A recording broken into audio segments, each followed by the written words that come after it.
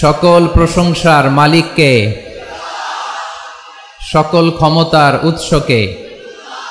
কেউ যেটা পারে না পারে কে, কেউ যেটা দেখে না দেখে কে? সে আল্লাহর দরবারে আমরা শুকর গুজার হচ্ছি। আমরা সবাই পড়ছি কালিমাতুশ শুকর, আলহামদুলিল্লাহ। সবাই একসাথে গলা ছেড়ে দিয়ে আওয়াজ করে পড়ুন, রব্বানা লাকাল হামদ হামদান কাসীরান তাইয়িবান মুবারাকান ফীহি ইয়া রাব্বি লাকাল হামদু কামা ইয়ানবাগি লিজালালি ওয়াজহিকা ওয়া আযীমি সুলতানিকা। লাকাল হামদু বিল ঈমান, লাকাল হামদু বিল ইসলাম, লাকাল হামদু বিল কুরআন। আল্লাহ রাব্বুল ইজ্জা ওয়াল জালালের দরবারে শুকরিয়া জ্ঞাপনের পাশাপাশি আমি আজকের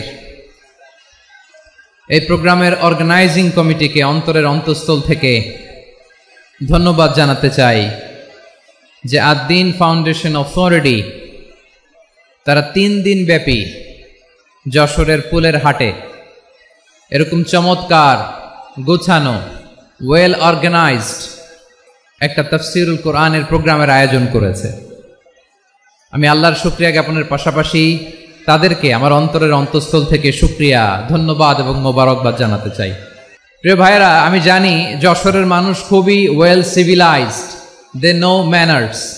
তারা ম্যানার জানে, অতিথির সাথে কেমন আচরণ করতে হয় যশোরের লোকেরা এটা জানে কি জানে না বলেন? মাশাআল্লাহ। স্টেজ থেকে ইনস্ট্রাকশন আসলে সেটা শুনতে হবে, না শুনলে আমিও বলতে পারবো না, আপনারাও উপকৃত হবেন না। কোটি কোটি টাকা ব্যয়, অনেক পরিশ্রম সাপেক্ষে, অনেক ওয়েল ডিজাইন করে ওনারা প্রোগ্রাম করেছেন। শেষ অধিবেশন যদি আপনারা ধাক্কা ধাক্কি বিশৃঙ্খলা করেন, বঞ্চিত হব, আমরা বঞ্চিত হব, আপনারা বঞ্চিত হবেন। মিডিয়া কর্মীদের মাধ্যমে দেশে বিদেশে কোটি কোটি দর্শক তারা বঞ্চিত হবে। আর যদি একটা নীরব, নিস্তব্ধ, নিঝুম পরিবেশ আমাকে উপহার দেন, আমি জনগুরুত্বপূর্ণ, যেটা রাষ্ট্রের জন্য গুরুত্বপূর্ণ, যেটা সামাজিকভাবে আমাদের জন্য গুরুত্বপূর্ণ, আমার ব্যক্তি জীবনের জন্য গুরুত্বপূর্ণ, গোটা মানবতার জন্য গুরুত্বপূর্ণ, এরকম কিছু বার্তা আজকের এই ঐতিহাসিক যশোরের প্রোগ্রামে আমি রাখতে চাই ইনশাআল্লাহ। কিন্তু সেজন্য সহযোগিতা করতে হবে। যে ডান দিকের ছেলেরা মাশাআল্লাহ বলার সাথে সাথে ঠান্ডা। অনেক আলোচনা হয়েছে 3 দিন ব্যাপী, দেশ বরেণ্য প্রথিত যশা ওলামায়ে হযরতের মুখে আপনারা অসংখ্য কথা শুনেছেন। আমলের জন্য এগুলোই যথেষ্ট, নতুন করে আমার বলার কিছুর দরকার নাই। নতুন করে উপস্থাপনার মতো বলার মতো আমার কাছে কিছু নাইও। যা বলার 1500 বছর আগে আল্লাহ তাআলা উম্মাহকে বলে দিয়েছেন, ঠিক কিনা? এমন কিতাব দান করেছে যে কিতাবে ভুল নাই, যতই পড়ি ততই শেখা যায়। বিয়ন্ডলেস, বাউন্ডলেস, বটমলেস, কুল কিনারা নাই, কুল কিনারাবিহীন সাগর, পড়েন সুবহানাল্লাহ। গত 3 দিন ধরে স্কলাররা যে সমস্ত বিষয় কোরআন সুন্নাহর আলোকে আলোচনা করেছে, আমরা যেন সেগুলোর উপর আমল করতে পারি। আল্লাহ তৌফিক দান করুক, আমরা পড়ি আমিন। আসুন এখানে আসার, বসার, এই প্রোগ্রামে অংশগ্রহণ করার উদ্দেশ্যকে, নিয়াতকে আমরা খালেস করে নেই। আজকে আমরা যা শুনবো, শিখবো, আমলের নিয়তে শুনবো, ঠিক কিনা বলেন? শেষ পর্যন্ত নীরবতা বজায় রাখবো। আমি উঠবো, আপনারা উঠবেন, এর আগে ওঠা যাবে না। প্রিয় ভাইয়েরা, যে টপিকটি নিয়ে আমি আপনাদের সামনে আজকে কথা বলতে চাই, টপিকটি অনেক গুরুত্বপূর্ণ। টপিকটি হচ্ছে হিউম্যান রিসোর্স ডেভেলপমেন্ট, মানব সম্পদ উন্নয়ন। কারণ আল্লাহ তাআলা আমাদের যা দেখ আর না দেখ এটা দিছে। মানুষ আর মানুষ, 18 কোটি মানুষ, ঠিক কিনা? এই 18 কোটির জনসংখ্যার দেশে বসবাস করে আমরা খুশি না বেজার? খুশি হইতে হবে, বেজার হইেন না। জাপানের খবর জানেন? তাদের গ্রোথ রেট নিচের দিকে, উল্টো। জনসংখ্যা নাই, বাচ্চা নিলে, সন্তান নিলে গভর্নমেন্ট তাদের টাকা দেয়।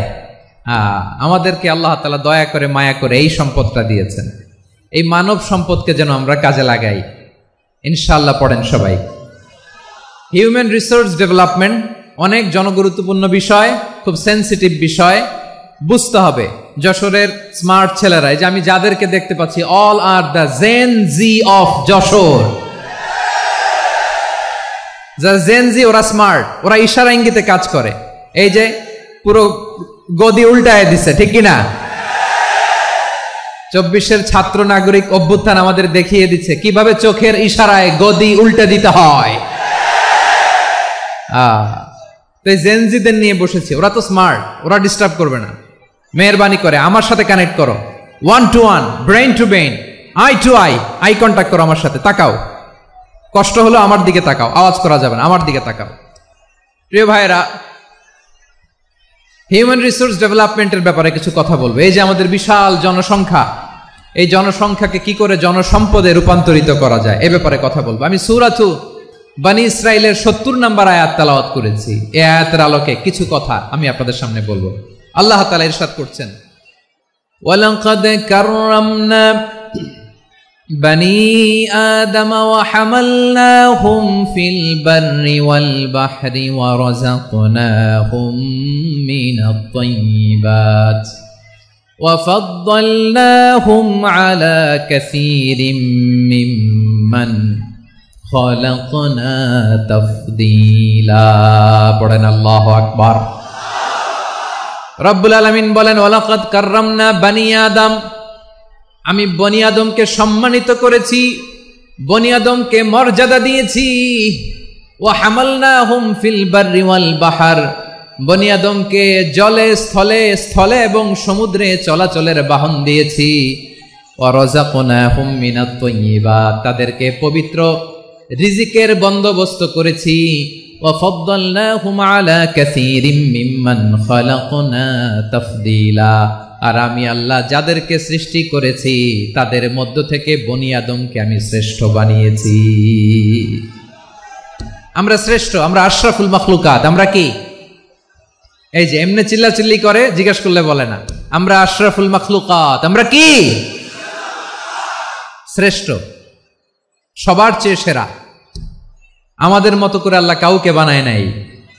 2 পায়ে ভর করে শির দ্বারা এরকম স্ট্যান্ড রেখে মাথা উঁচু করে দাঁড়াতে পারে এরকম কোন প্রাণী পৃথিবীতে আছে? এজন্য আল্লাহ বলেন, ওয়ালাকাদ কাররামনা বনী আদম, আমি বনী আদমকে সম্মানিত করেছি, তাদেরকে আমি মর্যাদা দিয়েছি। তাদেরকে আমি যত মর্যাদা দিয়েছি আমার কোন সৃষ্টিকে এত মর্যাদা দেই নাই। পড়েন সুবহানাল্লাহ। I have dignified the status of the sons of Adam, আদমের সব সন্তানের মর্যাদা আমি বাড়িয়েছি। আল্লাহ এখানে বলেননি ওয়ালাকাদ কাররামনাল মুমিনিন, আমি মুমিনের মর্যাদা বাড়িয়েছি, বলেছেন? আল্লাহ এখানে বলেন নাই ওয়ালাকাদ কাররামনাল মুসলিমিন, আমি মুসলিমের মর্যাদা বাড়িয়েছি। আল্লাহ বলেছেন ওয়ালাকাদ কাররামনা বনী আদম, আমি বনী আদমের সম্মান বাড়িয়েছি। হোক সে মুমিন কিংবা কাফের, মুসলিম কিংবা মুশরিক, আস্তিক কিংবা নাস্তিক, আরব কিংবা অনারব, যেই হোক না কেন আদম সন্তান সবগুলার মর্যাদা বাড়ায় দিয়েছে কে? সবার মর্যাদা আল্লাহ বাড়িয়েছে। মানুষ হিসেবে মর্যাদা। বিশ্বনবী সাল্লাল্লাহু আলাইহি ওয়াসাল্লাম ইহুদির লাশ দেখে দাঁড়িয়ে গেলেন। কার লাশ? আমার যশোরের ভাইয়েরা আওয়াজ করে বলুন, কার লাশ? ইহুদির লাশ দেখে দাঁড়ায় গেলেন। সাহাবারা বললেন, ইয়া রাসূলুল্লাহ, আপনি দাঁড়ালেন যে, এটা তো ইহুদির লাশ। বিশ্বনবী বললেন, আওয়ালাইসাত নাফসান, এটা কি মানুষ নয়? এটা হোক ইহুদি হোক খ্রিস্টান, এটা তো মানুষ। আমি মানুষ দেখে দাঁড়িয়েছি। আই স্যালিউট দ্য হিউম্যানিটি, আমি মানবতাকে সম্মান করেছি। পড়েন সুবহানাল্লাহ। তাহলে এই জমিনে মানুষের মর্যাদা বেশি, হোক আস্তিক হোক নাস্তিক, হোক মুমিন কিংবা কাফের। আদমের সন্তান হলে, মানুষ হলেই তার মর্যাদা বাড়িয়েছে কে? আমার কলিজার টুকরা যশোরের ভাইয়েরা, মানুষের মর্যাদা আল্লাহ এত বাড়িয়েছেন, মানুষ জীবিত থাকলেও যেমনি মর্যাদাবান, মরে গেলেও মর্যাদাবান। সুবহানাল্লাহ পড়েন। মানুষ মরে গেলে এই ডেড বডিটা কি হয়? পচে যায়, গলে যায়, মাটির সাথে মিশে যায়। তাই বলে আপনি ডেড বডির সাথে যাচ্ছে তাই করতে পারবেন না? পারবেন? কেউ যদি অন্যায় করে তাকে যদি আপনি শাস্তির আওতায় আনেন, যা মনে চায় করতে পারবেন না। তারা আগুন দিয়ে পোড়াতে পারবেন না, নাক কাটতে পারবেন না, কান কাটতে পারবেন না, অঙ্গ বিকৃতি করতে পারবেন না। কারণ মানব জাতির মর্যাদা স্বয়ং দিয়েছে কে? ডেড বডি পচে যাবে, গলে যাবে। তারপরে ইসলাম বলে, না খবরদার, এই মরা লাশটারও একটা মর্যাদা আছে না নাই? ইসলাম বলে এই লাশটা গলে যাবে, পচে যাবে, কিন্তু এটার অমর্যাদা করো না। কর্পূর দিয়ে, খেজুর পাতা দিয়ে, এটাকে ওয়ার্ম ওয়াটার দিয়ে, গরম পানি দিয়ে ধৌত করো।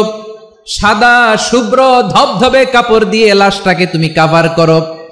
তারপরে খাটিয়ার মধ্যে লাশটাকে রেখে বিশাল একটা প্রোগ্রাম করো, একটা ফিউনারাল প্রোগ্রাম করো। ওই প্রোগ্রামের ডানে বায়ে পেছনে লাশটারে রাখলে হবে না, প্রোগ্রামের একেবারে সামনটাতে তুমি লাশটাকে রাখো। সুবহানাল্লাহ। একটা ফিউনারাল প্রোগ্রাম করতে হবে, তাকে শেষ বিদায় জানাতে হবে, যেটাকে আমরা জানাজা বলি। কি বলি? জানাজা মানে মাইয়েতের জন্য দোয়া, তার জন্য দোয়া করা হয়, তাকে একটা সিস্টেমেটিক অর্ডারে কবরে রাখা হয়, সুন্দরভাবে সেটাকে কবরস্থ করা হয়, মাটি দেয়া হয়, পানি দেয়া হয়। তার মানে মরে গেলেও মানুষের সম্মান বাড়ায় দিয়েছে কে? এজন্য আল্লাহ বললেন ওয়ালাকাদ কাররামনা বানি আদম, বনি আদমের সম্মান মর্যাদা আমি আল্লাহ বাড়িয়ে দিয়েছি। মানুষের সম্মানে তুমি কখনো আঘাত করো না, ঠিক কি না? তাহলে ভাই, প্রথম মেসেজ হচ্ছে the first and foremost message tonight to the people of জাসর। আল্লাহ বলেন I have dignified the status of son of Adam. আমি বনি আদম সবার মর্যাদা বাড়িয়ে দিয়েছি, হোক আস্তিক নাস্তিক, হোক কাফের কিংবা মুশরিক, তার মর্যাদা বাড়াই দিছে কে? যখন বন্যা হয় আমরা ত্রাণ নিয়ে যাই, আমরা শুধু মুসলমানদেরকে ত্রাণ দেই নাকি? হ্যাঁ, আমরা মুসলমানকেও দেই, অমুসলমানকেও দেই, হিন্দুকেও দেই, বৌদ্ধকেও দেই। যেখানেই মানবতা বিপন্ন সেখানে ইসলামের হেল্পিং হ্যান্ড আছে না নাই? সুবহানাল্লাহ। কি দিন আমরা পেয়েছি, কি বিধান আমরা পেয়েছি। ওয়ালাকাদ কাররামনা বানি আদম, আমি বনি আদমকে সম্মানিত করেছি। এরপর আল্লাহ বললেন ওয়া হামালনাহুম ফিল বাররি ওয়াল বাহর, মানুষকে স্থলে এবং সমুদ্রে চলাচলের বাহন আমি দিয়েছি। স্থলে কিভাবে চলবে, জলে কিভাবে চলবে, এই বাহনের ব্যবস্থা করেছে কে? আল্লাহ বললেন ওয়া হামালনাহুম ফিল বাররি ওয়াল বাহর, জলে স্থলে আমি চলাচলের যানবাহনের ব্যবস্থা করেছি। আমরা স্থলে ঘোড়ার উপরে চড়ি, উটের উপরে চড়ি, গাড়ির উপরে চড়ি। এই যে গাড়ির ইঞ্জিন বানাইছি আমরা, এটার মেধা দিয়েছে কে? আবার সাগরের মধ্যে আমরা নৌযান, জলযান, বড় বড় জাহাজ দিয়ে এক মহাদেশ থেকে আরেক মহাদেশ যাই, এক দেশ থেকে মালামালগুলো আরেক দেশে পাঠাই। সাগরের ভেতরে নৌকাগুলোরে ধরে রাখলো কে? والفلك التي تجري في البحر بما ينفع الناس, মানুষের উপকার আছে এরকম সরঞ্জামাদি নিয়ে সাগরের উপরে বিশাল বিশাল জলযানগুলো চলে। এগুলো ডুবে যায় না, কাত হয়ে যায় না, পড়ে যায় না। এগুলোকে স্থিতিস্থাপকতাকে ঠিক করে রাখলো কে? আপনারা জাহাজ দেখেছেন? জাহাজ বাড়ি চট্টগ্রাম হইলে দেখতে পারতেন, দেখছেন? বিশাল বিশাল জাহাজ, বিশাল জাহাজ মালামাল নিয়ে এক মহাদেশ থেকে আরেক মহাদেশে যায়। গত মাসে আমার জাপান সফর ছিল। এই যে বাংলাদেশে যে গাড়িগুলো চালান, বেশিরভাগ গাড়ি আসে কিন্তু জাপান থেকে। হাজার হাজার গাড়ি একটা জাহাজ বহন করতে পারে, হাজার হাজার গাড়ি। এটারে সাগরের মধ্যে ভাসাইলো কে? সবাই বলুন, ভাসালো কে? হাজার হাজার গাড়ি নিয়ে জাপানিজ গাড়িগুলো আমাদের চট্টগ্রামের এয়ারপোর্টের বন্দরে ভিড়ে। যুক্তরাষ্ট্রে আমি দেখেছি বিশাল বিশাল জাহাজ। আপনারা টাইটানিক জাহাজের নাম শুনেছেন? টাইটানিকেরও 8 গুণ 10 গুণ বড়। সুবহানাল্লাহ কইবেন না? টাইটানিক জাহাজের 8 গুণ 10 গুণ বড় একটা জাহাজ আছে, আইকন অফ দ্য সি। আমি দেখে এসেছি। রয়্যাল ক্যারিবিয়ান দেখে এসেছি। সাগরের সামনে জেটিতে যখন দাঁড়ালাম, জাহাজটা যখন যায়, আমার মনে হচ্ছে একটা শহর, গোটা শহর, the entire city is floating on the water. পুরো একটা শহর মনে হয় পানির উপর দিয়ে ভেসে যাচ্ছে। পড়েন সুবহানাল্লাহ। এই যে আইকন অফ দ্য সি, এই ক্রুজ, এই জাহাজটা, এটার ভিতরে স্টেডিয়াম আছে। কিসের ভিতরে স্টেডিয়াম? কথা বুঝে নাই বোধহয়। স্টেডিয়াম কিসের ভিতর? সুইমিং পুল আছে, শপিং মল আছে, রেস্টুরেন্ট আছে, ক্লাব আছে, 3000 4000 রুম বিশিষ্ট, কক্ষ বিশিষ্ট হোটেল আছে। এই সবগুলোর নিয়ে এগুলো চলে সাগরের এই দোলার মধ্যে, জলোচ্ছ্বাসের মধ্যে। এই সাগরের ভেতরে এই জাহাজগুলোর ভাষায় রাখছে কে? সূরা আর রহমানে আল্লাহ তাআলা বললেন ওয়ালাহুল জাওয়ারিল মুনশাআতু ফিল বাহরি কাল আ'লাম ফাবিআইয়ি আলা, সবাই পড়েন ফাবিআইয়ি আলাই রাব্বিকুমা তুকাযযিবান। পাহাড় সম বড় বড় জাহাজগুলো মাল বোঝাই করে সাগরের মধ্যে ভেসে বেড়ায়, এগুলো দিয়ে মালামাল বহন করা যায়, মানুষরা এক দেশ থেকে আরেক দেশে যায়। এই জাহাজগুলোরে সাগরের ভেতরে ভাসায় রাখলো কে? এই আয়াতের ভেতরে আল্লাহ তাআলা সূরাত বনী ইসরাঈলের এই চমৎকার আয়াতের ভেতরে আল্লাহ তাআলা বেসিক্যালি মানব জাতির প্রতি তার 4টি স্পেশাল অনুগ্রহের কথা বলেছেন। কয়টি? 2টা বলে ফেলছি। 1 নাম্বার ওয়ালাকাদ কাররামনা বনী আদম, আমি বনী আদমের সম্মান বাড়াইছি। নাকি মুসলমানদের? নাকি মুসল্লিদের? কার সম্মান বাড়িয়েছি? বনী আদমের। তাহলে human dignity, the first part of the verse talks about the human dignity. 2 number অংশে আল্লাহ তাআলা বললেন ওয়া হামালনাহুম ফিল বাররি ওয়াল বাহর, স্থলে এবং সমুদ্রে আমি তাদের জন্য চলাচলের বাহন দিয়েছি। সুবহানাল্লাহ। তার মানে smooth movement on land and sea, জলে এবং স্থলে যাতে আমরা স্মুথলি মুভ করতে পারি আল্লাহ তাআলা দিয়েছেন। 3 নম্বরে আল্লাহ তাআলা বললেন ওয়া রাযাকনাহুম মিনাত তাইয়্যিবাত, মানুষের জন্য আমি পবিত্র রিজিকের ব্যবস্থা করেছি। জলে এবং স্থলে যত প্রাণী আছে সবগুলা প্রাণীকে রিজিক দেয় কে? আমাদেরকে রিজিক দেয় কে? সাগরের মাছগুলোকে, বড় বড় তিমি মাছগুলোরে রিজিক দেয় কে? বাতাসের মধ্যে ভেসে বেড়ানো বড় বড় পাখিগুলো, স্ক্যান্ডিনেভিয়ান কান্ট্রি থেকে লক্ষ লক্ষ কোটি কোটি পাখিগুলো যে এক দেশ থেকে আরেক দেশে ট্রান্সফার হয়, এগুলোর রিজিক দেয় কে? রব্বুল আলামিন বলেন ওয়ামা মিন দাব্বাতিন ফিল আরদি ইল্লা আলাল্লাহি রিজকুহা ওয়া ইয়ালামু মুস্তাকাররাহা ওয়া মুস্তাওদাআহা কুল্লুম ফি কিতাবিম মুবিন। আল্লাহু আকবার। রব্বুল আলামিন বলেন ভূপৃষ্ঠে বিচরণশীল যত প্রাণী আছে সব প্রাণীগুলোকে আমি আল্লাহ আমার নিজের কুদরতে রিজিকের বন্দোবস্ত করি। এই প্রাণীগুলো কোথায় থাকে, কোথায় যায়, সব জায়গায় আমি রিজিক পৌঁছে দেই। রিজিক কেউ দিতে পারে না, রিজিকের মালিক কে? রিজিকের মালিক তিনি আল্লাহ। এজন্য আল্লাহ তাআলা বললেন ওয়া রাযাকনাহুম মিনাত তাইয়্যিবাত। এরপর আল্লাহ বললেন ওয়া ফাদ্দালনাহুম আলা কাসীরিম মিম্মান খালাকনা তাফদীলা। আমি যত প্রাণী সৃষ্টি করেছি সকল প্রাণীর মধ্যে মানুষের মর্যাদা শ্রেষ্ঠত্ব আমি দিয়েছি। সুবহানাল্লাহ পড়েন। তাহলে 1 নম্বরে আল্লাহ বললেন আমি বনি আদমের মর্যাদা বাড়ালাম। এরপরে বললেন স্থলে এবং সমুদ্রে চলাচলের জন্য যানবাহন দিলাম। 3 নম্বরে আল্লাহ বললেন পবিত্র রিজিকের ব্যবস্থা করে দিলাম। এরপরে আল্লাহ বললেন যত প্রাণী আছে, সৃষ্টি আছে, সবগুলার উপরে আমি মানুষকে শ্রেষ্ঠত্ব দিলাম। সুবহানাল্লাহ। তাহলে সবচেয়ে বেশি শ্রেষ্ঠত্ব মানুষের। কার? মানুষের। শুধু তাই নয় প্রিয় ভাইরা, আকাশ এবং জমিনে যা কিছু আছে সবকিছু মানুষের জন্য, মানুষের কল্যাণে, মানুষের প্রয়োজনে, মানুষের বশীভূত করে সৃষ্টি করেছেন কে? রব্বুল আলামিন বলেন হুয়াল্লাযী খালাকা লাকুম মা ফিল আরদি জামিআ। এই জমিনের মধ্যে যা কিছু আমি আল্লাহ সৃষ্টি করেছি সব কিছু আমি মানুষের জন্য সৃষ্টি করেছি। পড়েন সুবহানাল্লাহ। হুয়াল্লাযী খালাকা লাকুম মা ফিল আরদি জামিআ, যা আছে সব আমাদের জন্য, সব আমাদেরকে সার্ভিস দেওয়ার জন্য, আমাদের উপকারের জন্য, আমাদের কল্যাণের জন্য। আওয়াজ করে সবাই পড়ুন আল্লাহু আকবার।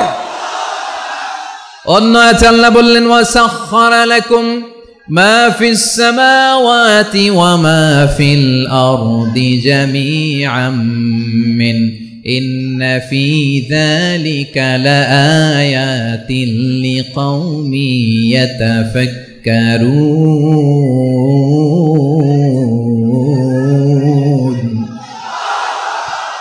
প্রথমে আয়াতে আল্লাহ বললেন জমিনে যা আছে সব তোমাদের কল্যাণে আমি সৃষ্টি করলাম। এরপরে আল্লাহ বললেন আকাশেও যা আছে সব তোমাদের জন্য সৃষ্টি করলাম, তোমাদের অনুগত বানায় দিলাম। পড়েন সুবহানাল্লাহ। মানুষের কি ব্রেইন দেখেন, মানুষ জমিন ছেড়ে আকাশে চলে যায়। পাখি দেখে মানুষের শখ হলো, পাখি যেহেতু উঠতে পারে আমরাও পারবো। অরবিল রাইট, উইলবার রাইট, দুই ভাই মিলে আঁকাঝোঁকা করতে করতে করতে করতে প্লেন বানায় ফেললো, কোন সুবহানাল্লাহ। এখন পাখিও ওরে, আমরাও ওরি। এরপরেই মানুষের কৌতূহল থামে না এখানে, মানুষ চলে গিয়েছে চাঁদে। কোথায় গেছে? এখন কিন্তু চাঁদে জমি বিক্রি হয় জানেন। পৃথিবী নিয়ে মারামারি শেষ, রাশিয়া আমেরিকা এখন ধরছে চাঁদ আর মঙ্গল গ্রহ। এখন চাঁদে জমি বিক্রি হয়, মঙ্গলে জমি বিক্রি হয়। এই চাঁদ, মঙ্গল, বৃহস্পতি, শনি সব আল্লাহ তাআলা আমাদের জন্য বানিয়েছেন। সুবহানাল্লাহ পড়েন। মানুষ সাগরের উপরে চড়ে, শূন্যে ভেসে বেড়ায়, পাহাড় কেটে সুড়ঙ্গ বানায়, টানেল বানায়। মানুষ ব্রডব্যান্ডের লাইন নিয়ে যায় সাগরের ভেতর দিয়ে, এক দেশ থেকে আরেক দেশে, এক মহাদেশ থেকে আরেক মহাদেশে। সুবহানাল্লাহ পড়েন। তার মানে গোটা বিশ্বের সবকিছুর উপরে control, superiority over all creatures, সবকিছুর উপর কন্ট্রোল, মনিটরিং, নিয়ন্ত্রণ, এটা প্রতিষ্ঠা করে দিয়েছে কে? এজন্যই মানুষের শ্রেষ্ঠত্ব। ওয়ালাকাদ কাররামনা বানি আদম, আমি বনি আদমের সম্মান বাড়িয়েছি, মর্যাদা আমি বাড়িয়ে দিয়েছি এই কারণে, কারণ মানুষ সবকিছুর উপর নিয়ন্ত্রণ নিতে পারে। মানুষকে নিয়ে এই কোরআনের সব আলোচনা, মানুষকে নিয়ে এই কোরআনের সব। তাই কোরআনের কেন্দ্রীয় আলোচ্য বিষয় হচ্ছে মানুষ। কোরআনের কেন্দ্রীয় আলোচ্য বিষয় কি? যশোরের ভাইয়েরা বুঝে থাকলে সবাই বলবেন, কোরআনের কেন্দ্রীয় আলোচ্য বিষয় কি? এই যে আমি মূল আলোচনায় যাচ্ছি এখন। কেন মানুষ কোরআনের কেন্দ্রীয় আলোচ্য বিষয়? আওয়াজ করে বলুন, কোরআনের কেন্দ্রীয় আলোচ্য বিষয় কি? সবাই বলেননি। এতগুলো মানুষ উত্তর দিলে এতটুকু আওয়াজ হয়, অন্তত আমি বিশ্বাস করি না। যশোর, আওয়াজ করে বলো, কোরআনের কেন্দ্রীয় আলোচ্য বিষয় কি? মানুষ। এই মানুষ কোরআনের কেন্দ্রীয় আলোচ্য বিষয়। মানুষকে আল্লাহ স্বাধীনতা দিয়েছেন। ফামান শাআ ফালইউমিন ওয়া মান শাআ ফালইয়াকফুর। চাইলে মুমিন হতে পারো, চাইলে কাফের হতে পারো, তোমার ইচ্ছা। তবে জেনে রাখো, মুমিন হলে পাবা জান্নাত, কাফির হলে পাবা জাহান্নাম। নাও দ্য ডিসিশন ইজ ইয়ার্স। সিদ্ধান্ত তোমার, জান্নাতে যাবা না জাহান্নামে যাবা। যশোরের ভাইয়ের আওয়াজ করে বলুন, কই যেতে চান, জান্নাতে না জাহান্নামে? ডান দিকে না বাম দিকে? ডানপন্থী না বামপন্থী? চিল্লা চিল্লি না চুপচাপ? চুপচাপ কয়ে আবার চিল্লাচিল্লি শুরু করে দিচ্ছে। মাশাআল্লাহ। তাহলে কোরআনের কেন্দ্রীয় আলোচ্য বিষয় মানুষ। আমার সাথে থাকতে হবে, তোমাদেরকে নিয়ে আমি আলোচনা শেষ পর্যন্ত যাব। অনেক গুরুত্বপূর্ণ কথা বাকি আছে, আমাকে সহযোগিতা করতে হবে। মাশাআল্লাহ, এই তো ঠান্ডা হয়েছে। হ্যাঁ, ঠিক আছে ঠিক আছে ঠিক আছে। মানুষকে আল্লাহ এত স্বাধীনতা দিয়েছেন, মানুষ চাইলে অনেক ভালো হইতে পারে। ভালোর রাস্তাও খোলা, খারাপ হওয়ার রাস্তাও খোলা। ভালো হইলে মানুষ অনেক ভালো, খারাপ হইলে অনেক খারাপ। ভালো হইলে সবচেয়ে ভালো, খারাপ হইলে সবচেয়ে খারাপ। এজন্য সিদ্ধান্ত আপনাকেই নিতে হবে। আল্লাহ তাআলা বলছেন, লাকাদ খালাকনাল ইনসানা ফি আহসানি তাকওয়িম সুম্মা রাদাদনাহু আসফালা সাফিলিন। আমি মানুষকে অনেক সুন্দর অবয়বে, সুন্দর আকৃতিতে সৃষ্টি করেছি। তার শুধু চেহারার ডিজাইনটাই সুন্দর নয়, তার ব্রেনটা বড্ড সুন্দর, তার মানসিকতা বড্ড সুন্দর, তার সৃজনশীলতা বড্ড সুন্দর। পড়েন সুবহানাল্লাহ। আমাদের চেহারা, অবয়ব, ডিজাইন যে সুন্দর তা না, আমাদের ব্রেনটা অনেক সফিস্টিকেটেড ব্রেন, অনেক সফিস্টিকেটেড। এই 1.5 কেজি ব্রেন ইউজ করে মানুষ গোটা বিশ্বে সভ্যতা বিনির্মাণ করেছে, ঠিক কিনা? এই ব্রেন আল্লাহ তাআলা আমাকে দিয়েছে। এটারে কাজে লাগালে, আপনার 6 সেন্স কাজে লাগালে আপনি অনন্য মানুষ হয়ে উঠবেন, মহামানবে রূপান্তরিত হবেন। মানুষ হতে পারে, চাইলেই মহামানব হতে পারে। আবার যদি মানুষ চায় খারাপও হতে পারে। আল্লাহ বললেন শুধু ভালোই না, ভালো হতে চাইলে অনেক ভালো তুমি হতে পারো, আবার খারাপ হতে চাইলে অনেক খারাপ তুমি হতে পারো। সুম্মা রাদাদনাহু আসফালা সাফিলিন।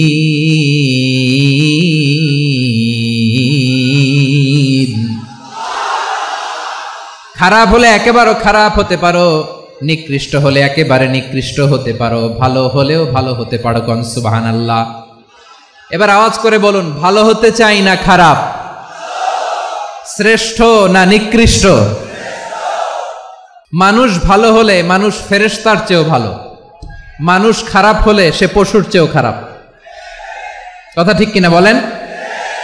ভালো হলে ফেরেশতার চেয়েও ভালো, খারাপ হলে পশুর চেয়েও নিকৃষ্ট।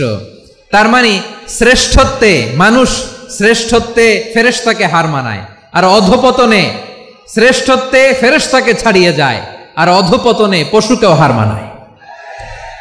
আই রিপিট, আমি আবারও বলছি, মানুষ শ্রেষ্ঠত্বে ফেরেশতাকে ছাড়িয়ে যায়, আর অধপতনে সে পশুকেও হার মানায়। আওয়াজ করে বলতে হবে ঠিক কিনা? এটার প্রমাণ কি? মানুষ শ্রেষ্ঠ হইলে যে ফেরেশতার চেয়েও সেরা, তার প্রমাণ কি? আল্লাহ তাআলা বলছেন, ওয়া ইয কুলনা লিল মালাইকাতি ইসজুদু লিআদম ফাসাজাদু ইল্লা ইবলিস আবা ওয়াস্তাকবারা ওয়া কানা মিনাল কাফিরিন। আল্লাহ বলেন, স্মরণ করো সে সময়ের কথা যখন আমি ফেরেশতাদেরকে বললাম, ও ফেরেশতারা আদমকে সেজদা দাও। সব ফেরেশতারা সম্মান সূচক সেজদা আদমকে দিল, তারা আদমের জন্য সেজদায় লুটিয়ে পড়ল, একজন ছাড়া, তার নাম ইবলিস। আওয়াজ করে বলেন তার নাম কি? সে অহংকার প্রদর্শন করলো, সে কাফের হয়ে গেল, বাকি সব ফেরেশতারা সেজদা দিল। সুবহানাল্লাহ। আবার আদম আলাইহিস সালামকে আল্লাহ জিজ্ঞেস করলেন, সব বলে দিল উত্তর, কিন্তু ফেরেশতাদেরকে একই প্রশ্ন জিজ্ঞেস করলেন, তারা উত্তর করতে পারে নাই। তার মানে এর মধ্য দিয়ে প্রমাণিত হয়, মানুষ ভালো হলে ফেরেশতার চেয়েও ভালো, ফেরেশতার চেয়েও মানুষের মর্যাদা বাড়িয়ে দিয়েছে কে? সব নূরের ফেরেশতা যখন মাটির আদমকে সেজদা দেয়, এটা প্রমাণ করে ফেরেশতার চেয়েও মানুষের মর্যাদা বাড়িয়ে দিয়েছে কে? তুমি মাটির আদমকে প্রথম সৃষ্টি করিয়া ঘোষণা করিয়া দিলে শ্রেষ্ঠ বলিয়া, তাই তো নূরের ফেরেশতা করে আদমকে সেজদা। ঠিক কিনা বলেন? তাই তো নূরের ফেরেশতা করে আদমকে সেজদা, সবার চেয়ে সম্মান দিলে মাটির আদমকে। আল্লাহু আল্লাহু তুমি জাল্লে জালালুহু, শেষ করা তো যায় না গে তোমার গুণগান। পড়েন না? পড়েন। আল্লাহু আল্লাহু তুমি জাল্লে জালালুহু, শেষ করা তো যায় না গে তোমার গুণগান। আল্লাহু আল্লাহু, আল্লাহু আকবার। আদমের মর্যাদা বেশি, মানুষের মর্যাদা বেশি, মানুষ শ্রেষ্ঠ, তার প্রমাণ নূরের ফেরেশতা মাটির আদমকে সেজদা করে। আওয়াজ করে বলেন ঠিক কিনা? তাহলে মানুষ ভালো হলে ফেরেশতার চেয়ে ভালো। আবার মানুষ যদি খারাপ হয়, সে পশুর চেয়েও খারাপ, অধপতনে পশুত্বকে হার মানায়। তার প্রমাণ কি? তার প্রমাণ হচ্ছে, যশোরের ভাইরা দেখবেন পত্রিকায় নিউজ পেপারে মাঝে মাঝে এরকম দেখা যায়, এক মানুষ আরেক মানুষকে হত্যা করে 20 টুকরা করে বস্তার ভেতরে ভরেছে। আপনারা এই নিউজ পড়েন নাই না? দেখেন নাই? দেখছেন? মানুষ মানুষকে হত্যা করে কয় টুকরা? জোরে বলেন। এখানেই ক্ষান্ত হয় না, আবার কোথায় ভরছে? বস্তার ভেতরে। আচ্ছা, বুঝে থাকলে আওয়াজ করে বলেন, কোনদিন শুনছেন একটা হাতি আর একটা হাতিকে হত্যা করে 20 টুকরা করছে, এরপরে বস্তার ভেতরে ভরছে? হয়েছে? তাহলে দেখেন, মানুষ যদি খারাপ হয় সে পশুকেও হার মানায়। চিল্লায় বলো ঠিক কিনা?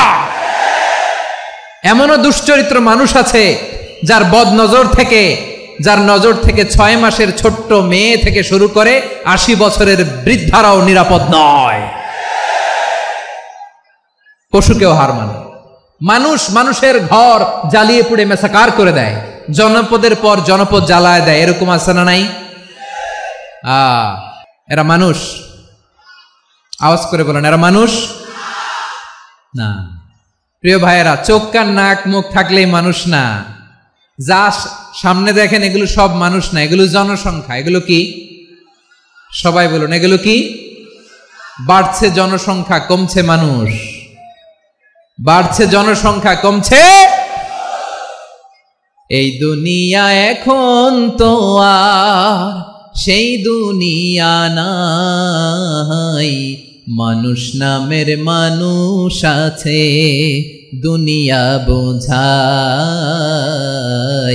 সেই মানুষের ভিড়ে আমার আসল মানুষ নাই। ঠিক কিনা? আসল মানুষের বড্ড অভাব, আসল মানুষের বড্ড অভাব। আমার ভাইয়েরা, মানুষ খারাপ হলে পশুকেও হার মানায়। উপর থেকে যারা মারতেছে এরাও মানুষ, যাদেরকে মারলো তারাও। তার মানে মানুষে মানুষে পার্থক্য আছে না? নেই? মানুষে মানুষে পার্থক্য আছে। নাক কান চোখ মুখ থাকলেই মানুষ নয়। বাড়ছে জনসংখ্যা, কমছে মানুষ, চিল্লায় বলো ঠিক কিনা? তাহলে আমরা বুঝলাম মানুষ ভালো হলে অনেক ভালো, খারাপ হলে অনেক খারাপ। ও আমার কলিজার টুকরা যশোরের ভাইয়েরা, আসুন না 3 দিন ব্যাপী এই তাফসিরুল কোরআনের ঐতিহাসিক প্রোগ্রাম থেকে আমরা সিদ্ধান্ত নেই, আমরা ভালো মানুষ হব নাকি খারাপ মানুষ হব। কলিজা থেকে, প্রাণ থেকে আওয়াজ করে সবাই বলুন, ভালো মানুষ নাকি খারাপ মানুষ? ভালো মানুষ হইতে হবে। ভালো মানুষ যারা জগৎটাকে এনলাইটেন করবে, যারা এনলাইটেন করবে, যারা সত্যের বীর সেনানী হয়ে দাঁড়াবে, যারা সত্যের পক্ষে কথা বলবে, যারা জালিমের মসনদকে ভেঙে খান খান করে দেবে। এরকম হওয়ার দরকার আছে না নাই? এরকম ভালো মানুষ আমরা হতে চাই কি চাই না? মানুষকে যত্ন নিলে মানুষ যে কত ভালো হয় আপনি কল্পনাও করতে পারবেন না। এই যে আপনাদের যশোরে যে ভালো ছেলেগুলো আছে, যে ভালো তরুণগুলো আছে, যে যুবকগুলো আছে, যে ভালো আলেমরা আছে, ভালো নেতারা আছে, সবাই যদি তাদের মতো হতো, পুরো যশোরটা একটা জান্নাতের টুকরা হয়ে যেত। আওয়াজ করে বলেন ঠিক কিনা?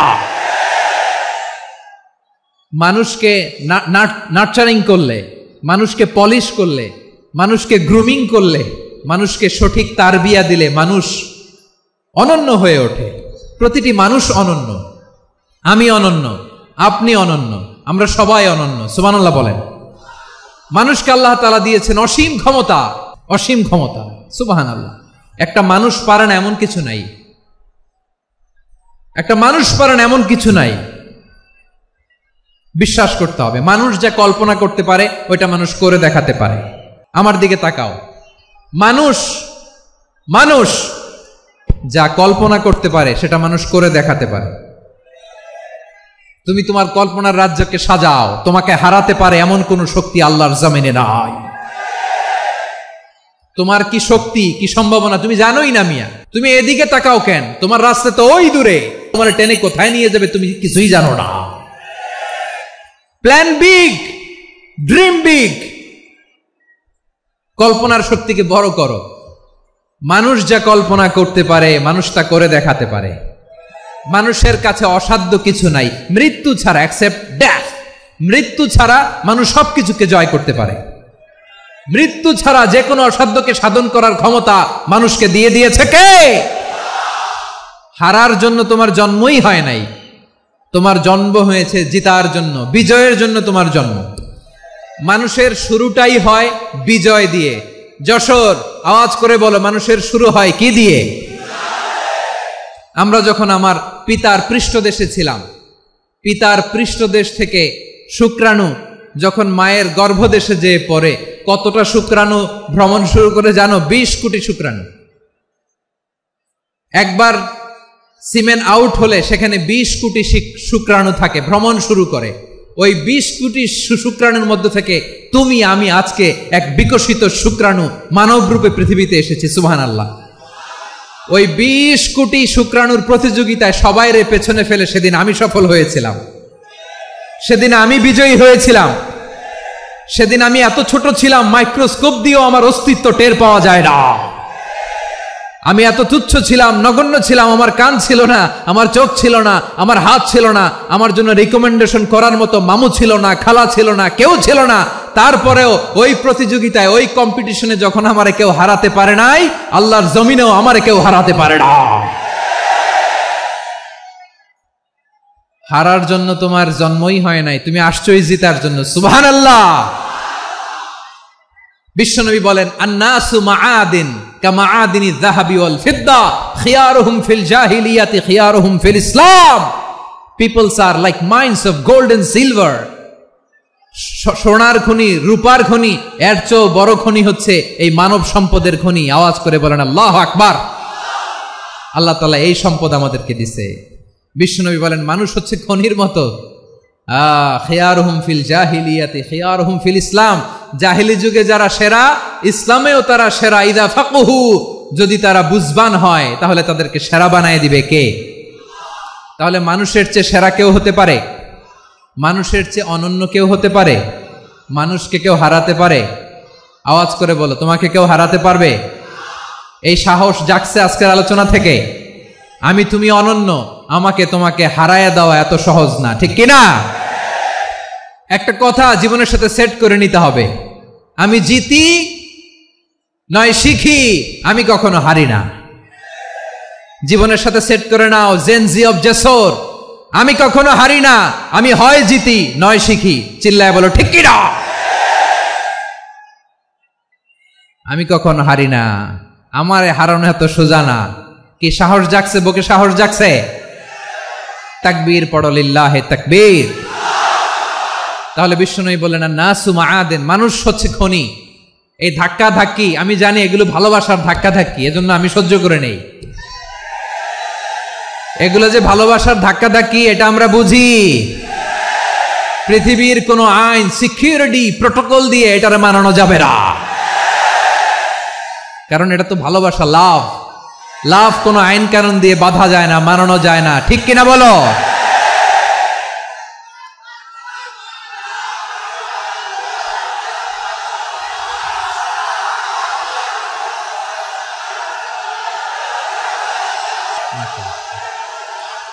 ঠিক আছে, বসুন বসুন বসুন। আল নাসু মাআদিন, মানুষ হচ্ছে খনি, এই খনির যত্ন নিতে হবে। আমার মা বাবা যারা এসেছেন, আপনার ছেলে মেয়ের যত্ন নেন। আপনার ছেলের মধ্যে যে কি পটেনশিয়াল আপনি জানেন না। আপনার এই ছোট্ট অবুজ ছেলেটাই আগামী দিনের শায়েখ আহমদুল্লাহ হবে। আপনার হেফজখানায় পড়া ওই ছোট্ট ছেলেটাই আগামী দিনের আল্লামা মামুনুল হক হবে। আপনার ওই ছেলেটা আমির হামজা হবে, আব্দুল হাই সাইফুল্লাহ হবে। এভাবে বড় বড় আলেম হবে, তারা যুগশ্রেষ্ঠ আলেম হবে। সেই একদিন এই বাংলাদেশের পার্লামেন্টে যে বক্তব্য দিয়ে যশোরের পক্ষে কথা বলবে। আপনি জানেন না, কাউকে ছোট করবেন না, আপনি ওর কনফিডেন্স আপনি কমাবেন না, আপনি কমাতে পারেন না। প্যান্ডেলে আমার যে মা বোনেরা আছেন, ছেলে মেয়েদেরকে কখনো ছোট করে কথা বলবেন না। ও যে কোথায় যাবে আপনি জানেন না, আপনি মা হয়ে তাকে সাহস দিবেন, তার কল্পনার জগৎটাকে সাজাতে তাকে উৎসাহিত করবেন, ঠিক কিনা বলেন? আর আমার প্যান্ডেলের আমার প্রিয় শ্রদ্ধাশীলা মায়েরা বোনেরা, আপনারা তো আরো দামি সম্পদ। বিশ্বনবী বলেন কুল্লু হামাচা, আল্লাহ আল্লাহ আল্লাহ। বিশ্বনবীর কথার ওজন দেখেন, আর দুনিয়া কুল্লু হামাচা ওয়া খায়রু মাতা'আদ দুনিয়া আল মারআতুস সালিহা। বিশ্বনবী বলেন দুনিয়ায় যা দেখো সব আল্লাহর দেওয়া অ্যাসেট, মানে সম্পদ। আর এত অ্যাসেটের ভিড়ে সবচাইতে শ্রেষ্ঠ সম্পদ হচ্ছে নেককার নারী। সুবহানাল্লাহ। ভাইয়েরা বোনের সাথে খারাপ আচরণ করো না, সন্তান মায়ের সাথে খারাপ আচরণ করো না। আমাদের মায়েরা আমাদের asset, they are our priceless asset. কারণ এই মায়েদের পেটে এসেছে আল্লাহর ওলিরা, এই মায়েদের পেটে এসেছে খান জাহান আলী, এই মায়ের পেটে এসেছে শাহজালাল ইয়ামানি, এই মায়ের পেটে এসেছে আল্লাহর সব নবীরা। নাকি নবীরা আকাশ থেকে ধপ করে জমিনে নেমে আসছে? মায়ের পেটে আসছে। এই মায়ের পেটগুলো খনি। আমার সম্মানিতা মায়েরা বোনেরা, নিজেকে ইসলাম দিয়ে সাজান, নিজেকে ইসলাম দিয়ে সাজান, নিজেকে পবিত্র রাখুন, নিজের আব্রু ঈমান ইজ্জতের হেফাজত করুন, কোরআন পড়ুন, সুন্নাহ পড়ুন। আপনি জানেন না আপনার গর্ভে কে আসছে, কোন ক্ষণজন্মা পুরুষকে আল্লাহ তাআলা আপনার গর্ভে পাঠাবে আপনি জানেন না। মায়েরা নিজেদেরকে পবিত্র রাখুন, ইসলাম চর্চা করুন, কোরআন চর্চা করুন, নৈতিকতা দিয়ে নিজেকে সাজান। যশোরের জেনজি, নিজেদেরকে প্রস্তুত রাখো আগামীর বাংলাদেশের জন্য। নৈতিকতা, মোরালিটি, ভ্যালিউজ দিয়ে নিজেকে সাজাও, ইসলাম দিয়ে নিজেকে সাজাও। কারণ আগামীর বাংলাদেশ ইসলামের বাংলাদেশ। বাংলাদেশের আসল পরিচয় ইসলাম। বাংলাদেশের আসল পরিচয় কি? সবাই বলে না। বাংলাদেশের আসল পরিচয় কি? এই ইসলাম নিয়ে আমরা সংসদ ভবন সাজাবো, রাজি আছি না নাই? শেকড় ভুলে যাওয়া যাবে না। আমরা ধাপে ধাপে শারিয়া আইনের দিকে যাব ইনশাআল্লাহ, কিন্তু জঙ্গিবাদ দিয়ে নয়, কট্টরপন্থা দিয়ে নয়। আমরা ইন্টেলেকচুয়ালি গ্রাজুয়ালি ধাপে ধাপে শারিয়া আইনের দিকে মুভ করব ইনশাআল্লাহ। বলো লিল্লাহি তাকবীর। এদেশের আসল পরিচয় সবাই বলে না, আওয়াজ করে, এদেশের আসল পরিচয়। এদেশে আজান শুনে সূর্য ওঠে শহর গ্রামে, এদেশে আজান শুনে সূর্য ডোবে সন্ধ্যা নামে, এদেশে সকল কাজে সবাই বলে বিসমিল্লাহ, এদেশে ভালো কিছু দেখে শুনে হাসি মুখে সবাই বলে মাশা আল্লাহ। সুবহানাল্লাহ সুবহানাল্লাহ সুবহানাল্লাহ সুবহানাল্লাহ সুবহানাল্লাহ সুবহানাল্লাহ সুবহানাল্লাহ সুবহানাল্লাহ। ও নবীন তরুণ তোমার কিসের এত ভয়, জেনে রেখো বাংলাদেশের আসল পরিচয়। বাংলাদেশের আসল পরিচয় ইসলাম। আওয়াজ তুলে বলো, আসল পরিচয় কি?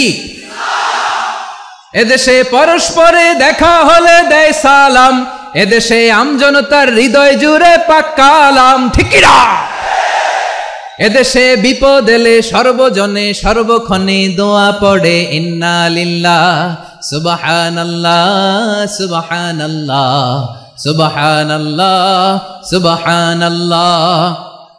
এদেশে আজান শুনে সূর্য ওঠে শহর গ্রামে, এদেশে আজান শুনে সূর্য ডোবে সন্ধ্যা নামে, এদেশে সকল কাজে সবাই বলে বিসমিল্লাহ, এদেশে ভালো কিছু দেখে শুনে হাসি মুখে সবাই বলে মাশা আল্লাহ।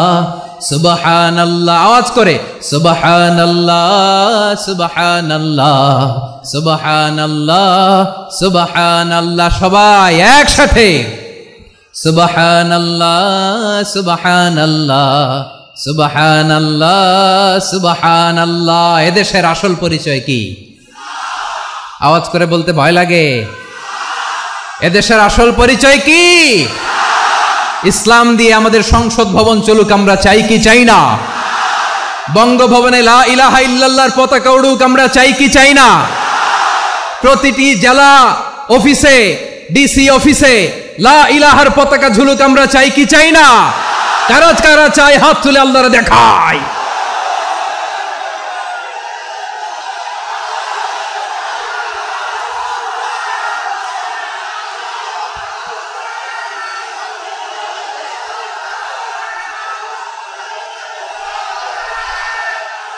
মাশাআল্লাহ মাশাআল্লাহ মাশাআল্লাহ মাশাআল্লাহ। যশোর, আওয়াজ করে বলো, ভালো মানুষ না খারাপ মানুষ? বুঝে বলছো তো? মানুষ ভালো হলে যে কত ভালো। এই মানুষকে যত্ন নিলে, মানুষকে মানুষ বানালে যে সে কি হতে পারে শুনবা? হ্যাঁ, নাকি মোনাজাত দিয়ে দিব? শুনবা? তাহলে থামতে হবে। থামো, আমি যখন বলবো থামো থামো, তাকবীরের সময় দিলে তাকবীর, থামো থামো। মানুষের মধ্যে যে আল্লাহ কি পটেনশিয়াল রেখেছে। আমি জাপানের দুইটা উদাহরণ দেই, জাপানের দুইটা উদাহরণ দেই, খেয়াল করে একটু শুনেন, বুঝবেন। আল্লাহ, 2022 সালে জাপানের সাথে জার্মানির খেলা, ফিফা ওয়ার্ল্ড কাপ 2022। এক পক্ষে জাপান, আরেক পক্ষে কোন দেশ? কথা শুনে নাই। এক পক্ষে কোন দেশ? আরেক পক্ষে সবাই। এক পক্ষে আরেক পক্ষে। ওই খেলায় জিতেছিল জাপান, জিতেছিল 22 সালের এই ফিফা ওয়ার্ল্ড কাপে জাপান ফুটবল খেলায় জিতে as a part of their celebration তারা খেলার পরে পুরো স্টেডিয়ামটারে ক্লিন করে, the fan base of Japan, lakh lakh মানুষ খেলা দেখতে যায়, তো এত ডাস্টবিনও তো নাই, তো যারা ডাস্টবিনে জায়গা পায় নাই তারা এই যে চকলেটের প্যাকেট, পানির বোতল, চিপসের প্যাকেট তারা এদিকে সেদিকে রেখে দিয়েছে। জাপানের ভক্তরা, জাপানের ফলোয়াররা as a part of their celebration তারা খেলার পরে পুরো স্টেডিয়ামের সব ময়লা আবর্জনা ক্লিন করে তারপরে বিদায় নিয়েছে। তাদেরকে কি ক্লিন করার দায়িত্ব দেয়া হয়েছিল? এই যশোর, জাপানের যে ছেলেরা খেলা দেখতে গেছিল ওদেরকে কি ক্লিন করার দায়িত্ব দিছিল? তারা কি স্টেডিয়ামের পরিচ্ছন্নতা কর্মী? তাদের আকল, তাদের সিক্স সেন্স তাদেরকে বলেছে। ছোটবেলা থেকে জাপান গভর্নমেন্ট ওদেরকে এত পরিচ্ছন্নতা শেখায়, ক্লিনলিনেস অ্যাওয়ারনেস ক্যাম্পেইন করায়। ক্লাসে আমি দেখেছি, ক্লাসে নিজের বেঞ্চ নিজে মুছে, ক্লাসের মাঝখানে একটা সময় দেয়, নিজের টেবিল নিজে মুছে, নিজের ক্লাসরুমটা নিজে পরিষ্কার করে। রাস্তাঘাটে একটা ধুলা নাই, ময়লা নাই, একটা টিস্যু নাই। খেলার পরে গোটা বিশ্বকে তাক লাগিয়ে দিয়েছে। জাপানের ফ্যানরা সবার রেখে যাওয়া গার্বেজ, টিস্যু, বোতল পরিষ্কার করে তারপরে স্টেডিয়াম থেকে বিদায় নিয়েছে। আমরা কেন এমন হইতে পারলাম না? আমরা কেন এমন হইতে পারলাম না? জাপানের যারা এগুলো করছে ওদের 3টা করে চোখ না? চোখ তো 3টা, জাপানো লাগো।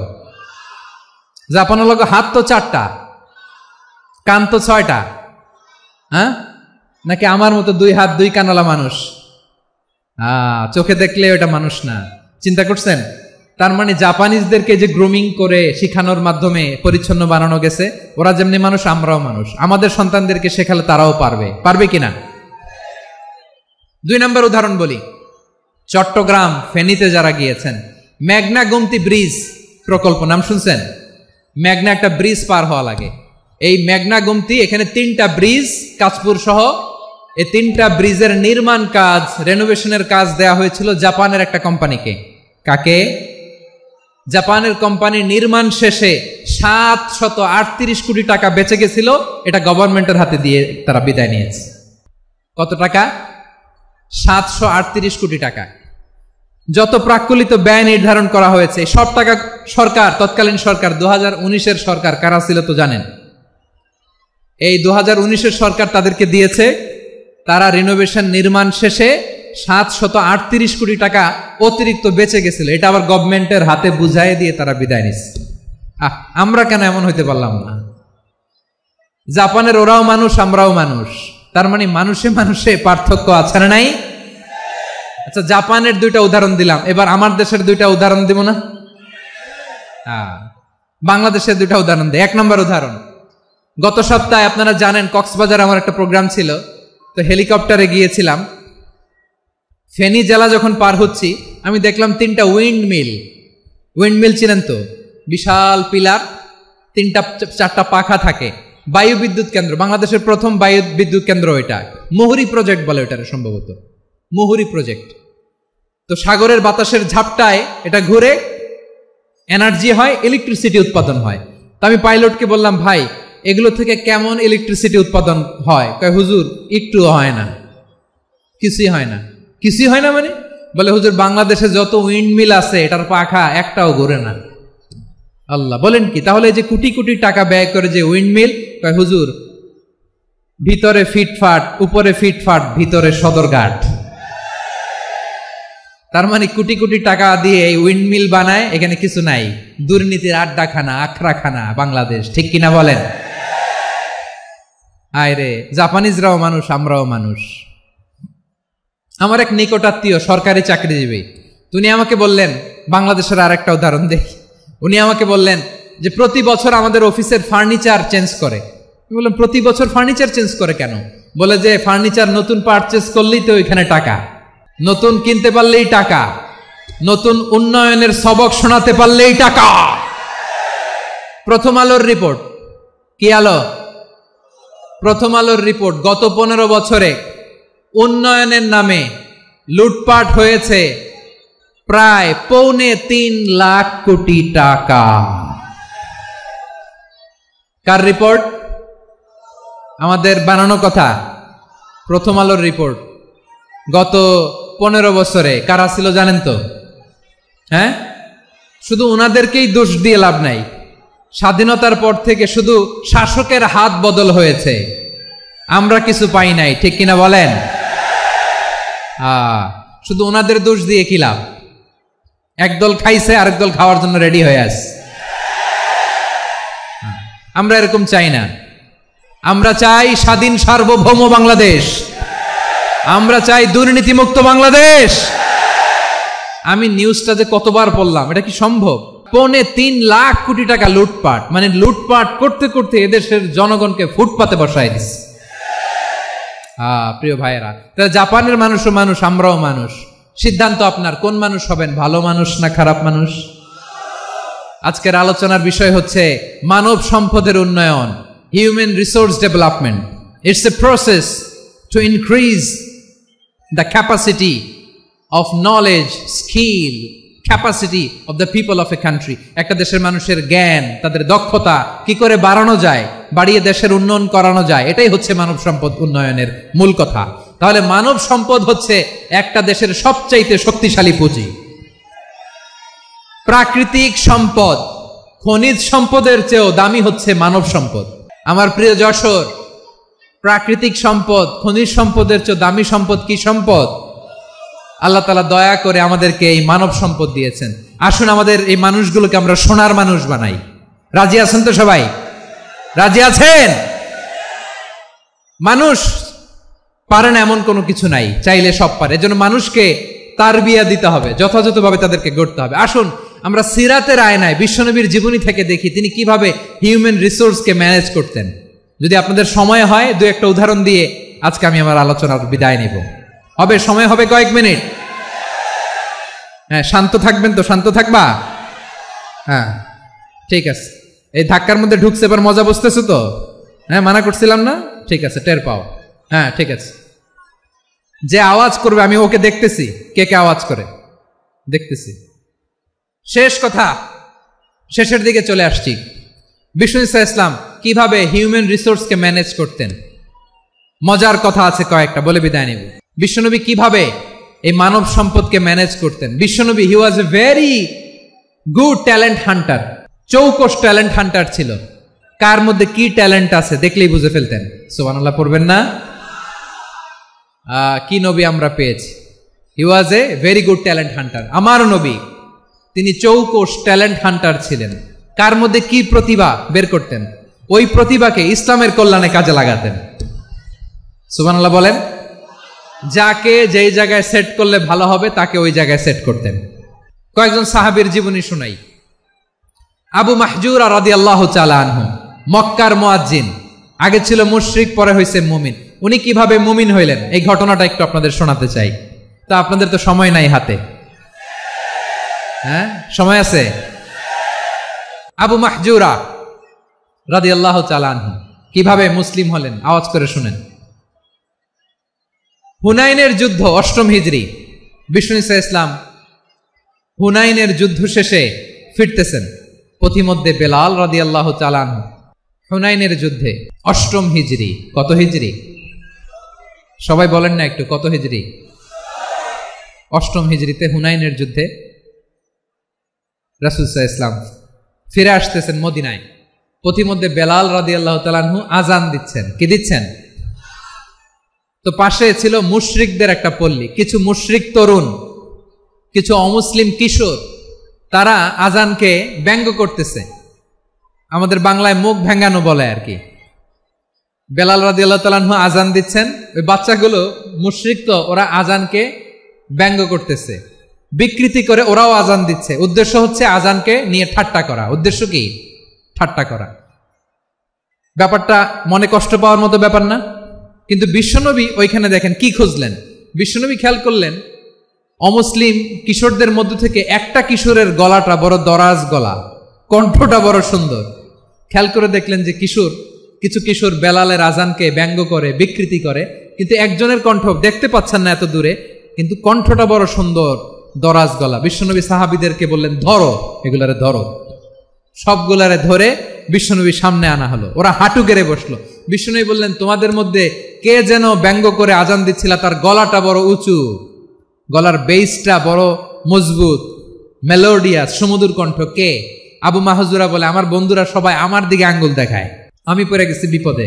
রাসূল সাল্লাল্লাহু আলাইহি ওয়াসাল্লাম বাকি অমুসলিম তরুণদেরকে ছেড়ে দিলেন, বললেন তোমরা যাও। এবার আবু মাহজুরারে পাইছে।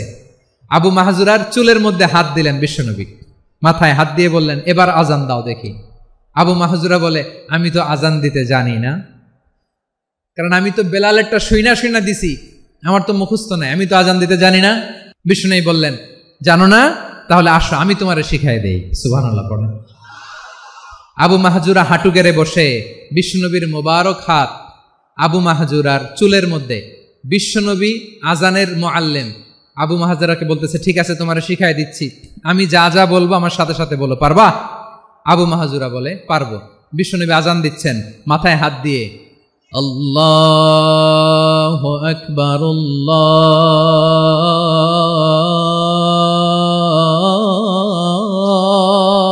আকবার।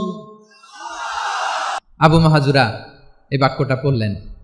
বিশ্বনবী দ্বিতীয় বাক্য পড়তে আরম্ভ করলেন, আল্লাহু আকবার, আল্লাহু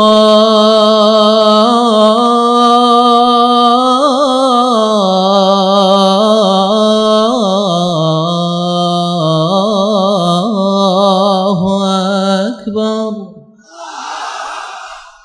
আবু মাহাজুরা এই বাক্যটাও বললেন। বিশ্বনবী আবু মাহাজুরার মাথার মধ্যে হাত দিয়ে তৃতীয় বাক্য বললেন, আশহাদু আল্লা ইলাহা ইল্লাল্লাহ।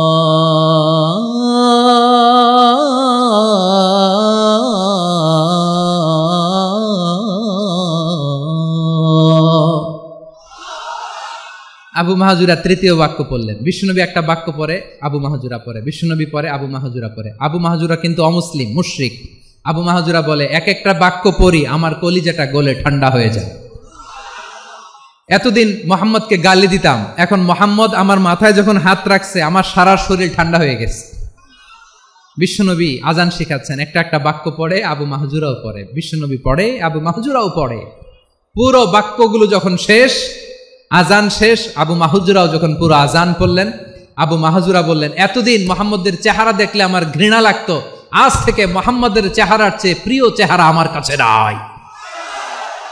আবু মাহাজুরা বললেন, ও মুহাম্মদ, আজানের বাক্য তো আপনি আমারে শেখালেন, এখানেই শেষ করবেন না, আপনি আমারে পড়ায় দেন, লা ইলাহা ইল্লাল্লাহু মুহাম্মাদুর রাসূলুল্লাহ সাল্লাল্লাহু আলাইহি ওয়াসাল্লাম।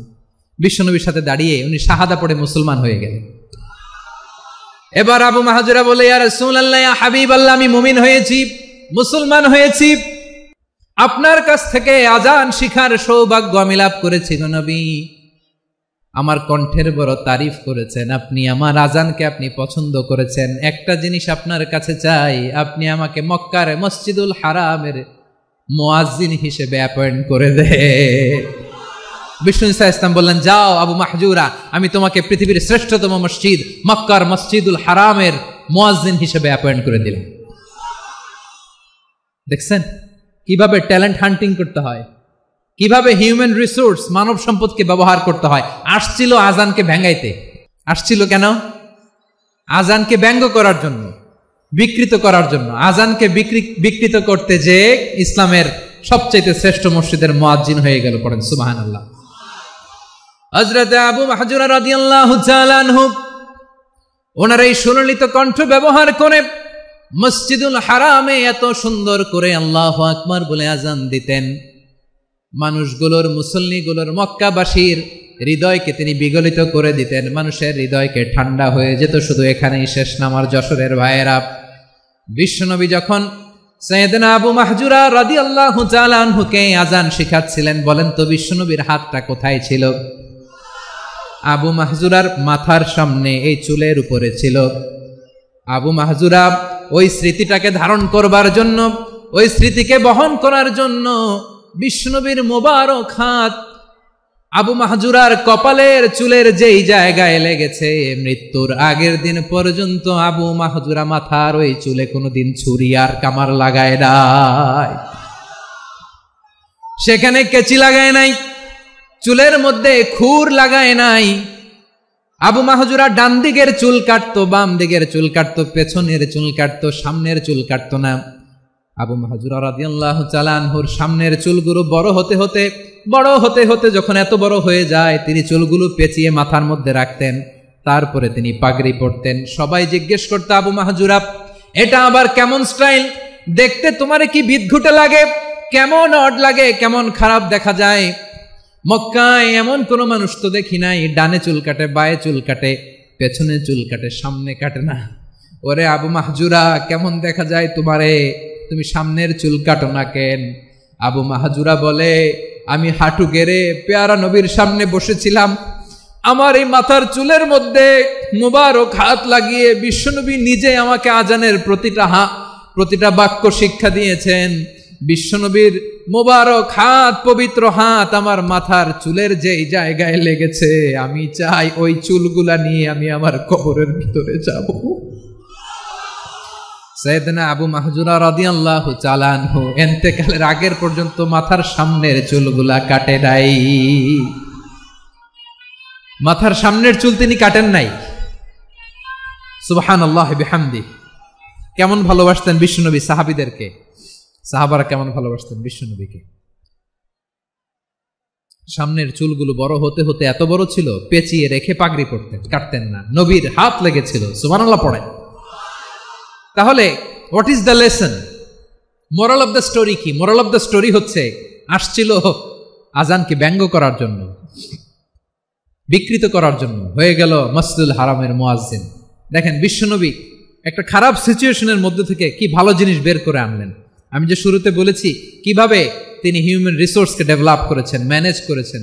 তিনি যে চৌকস ট্যালেন্ট হান্টার ছিল, দেখেন সবার মধ্যে থেকে এর বাছাই করে মুয়াজ্জিন বানাই দিয়েছেন। সুবহানাল্লাহ পড়েন। তার মানে এই না সবাইরে ধরে ধরে উনি মুয়াজ্জিন বানাইছেন। যার যেই ট্যালেন্ট আছে তাকে ওই কাজে অ্যাসাইন করেছেন। যার যেই প্রতিভা আছে তার প্রতিভাকে ইসলামের কাজে লাগিয়েছেন। সুবহানাল্লাহ পড়েন। যায়েদ বিন সাবিত রাদিয়াল্লাহু তাআলা আনহু নাম শুনেছেন? যশোর কথা বেরোয় না। যদি জিগায় সালমান খানের নাম শুনছেন, সবাই হাত তুলবে, জি হুজুর শুনছি, মানে সব দেখা শেষ। সালমান খান, আমির খান, অমুক খান, সব খান মুখস্থ, কিন্তু যায়েদ বিন সাবিতের নাম মুখস্থ নাই মুসলমানদের। আবু মাহজুরা আল জুমাহি রাদিয়াল্লাহু তাআলা আনহু, এই নামটা আজকে নিয়ে যাইতে হবে যশোর। আবু মাহজুরা রাদিয়াল্লাহু তাআলা আনহু। 2 নম্বরে বলছিলাম যায়েদ বিন সাবিত রাদিয়াল্লাহু তাআলা আনহু। বিশ্বনবী দেখলেন মদিনার এই আনসারী সাহাবী হাইলি ট্যালেন্টেড, ইন্টেলেকচুয়াল, মেরিটোরিয়াস, জ্ঞানের প্রতি তার আকর্ষণ, মারাত্মক আকর্ষণ। বিশ্বনবী তাকে দায়িত্ব দিলেন, কোরআন যা নাজিল হয় তুমি লিখো, কাতিবুল ওয়াহি বানায় দিলেন। সুবহানাল্লাহ। যায়েদ বিন সাবিতরে আবার আজান শিখান নাই, কারণ তার মধ্যে বিশ্বনবী প্রতিভা দেখেছেন, একাডেমিক প্রতিভা। বিশ্বনবীর একাডেমিক প্রজেক্টগুলো তিনি হ্যান্ডেল করতেন। যায়েদ বিন সাবিত ছিল বিশ্বনবীর ব্যক্তিগত সচিব। কি ছিল? ব্যক্তিগত সচিব। বোঝেন নাই? বিশ্বনবীর ব্যক্তিগত সচিব এবং দোভাষী। ইহুদিরা কিছু লিখে দিলে এটার অর্থ বিশ্বনবীরে বুঝায় দিতেন। আবার ইহুদিদের কাছে কিছু লিখতে হলে তিনি লিখে দিতেন। বিশ্বনবী একদিন বললেন, ইন্নী ওয়াল্লাহি মা আমানু ইয়াহুদা আলা কিতাব। ইহুদিরা যে চিঠি পাঠায় অর্থ তো বুঝি না, আরেক ইহুদি আইনে অর্থ করা লাগে।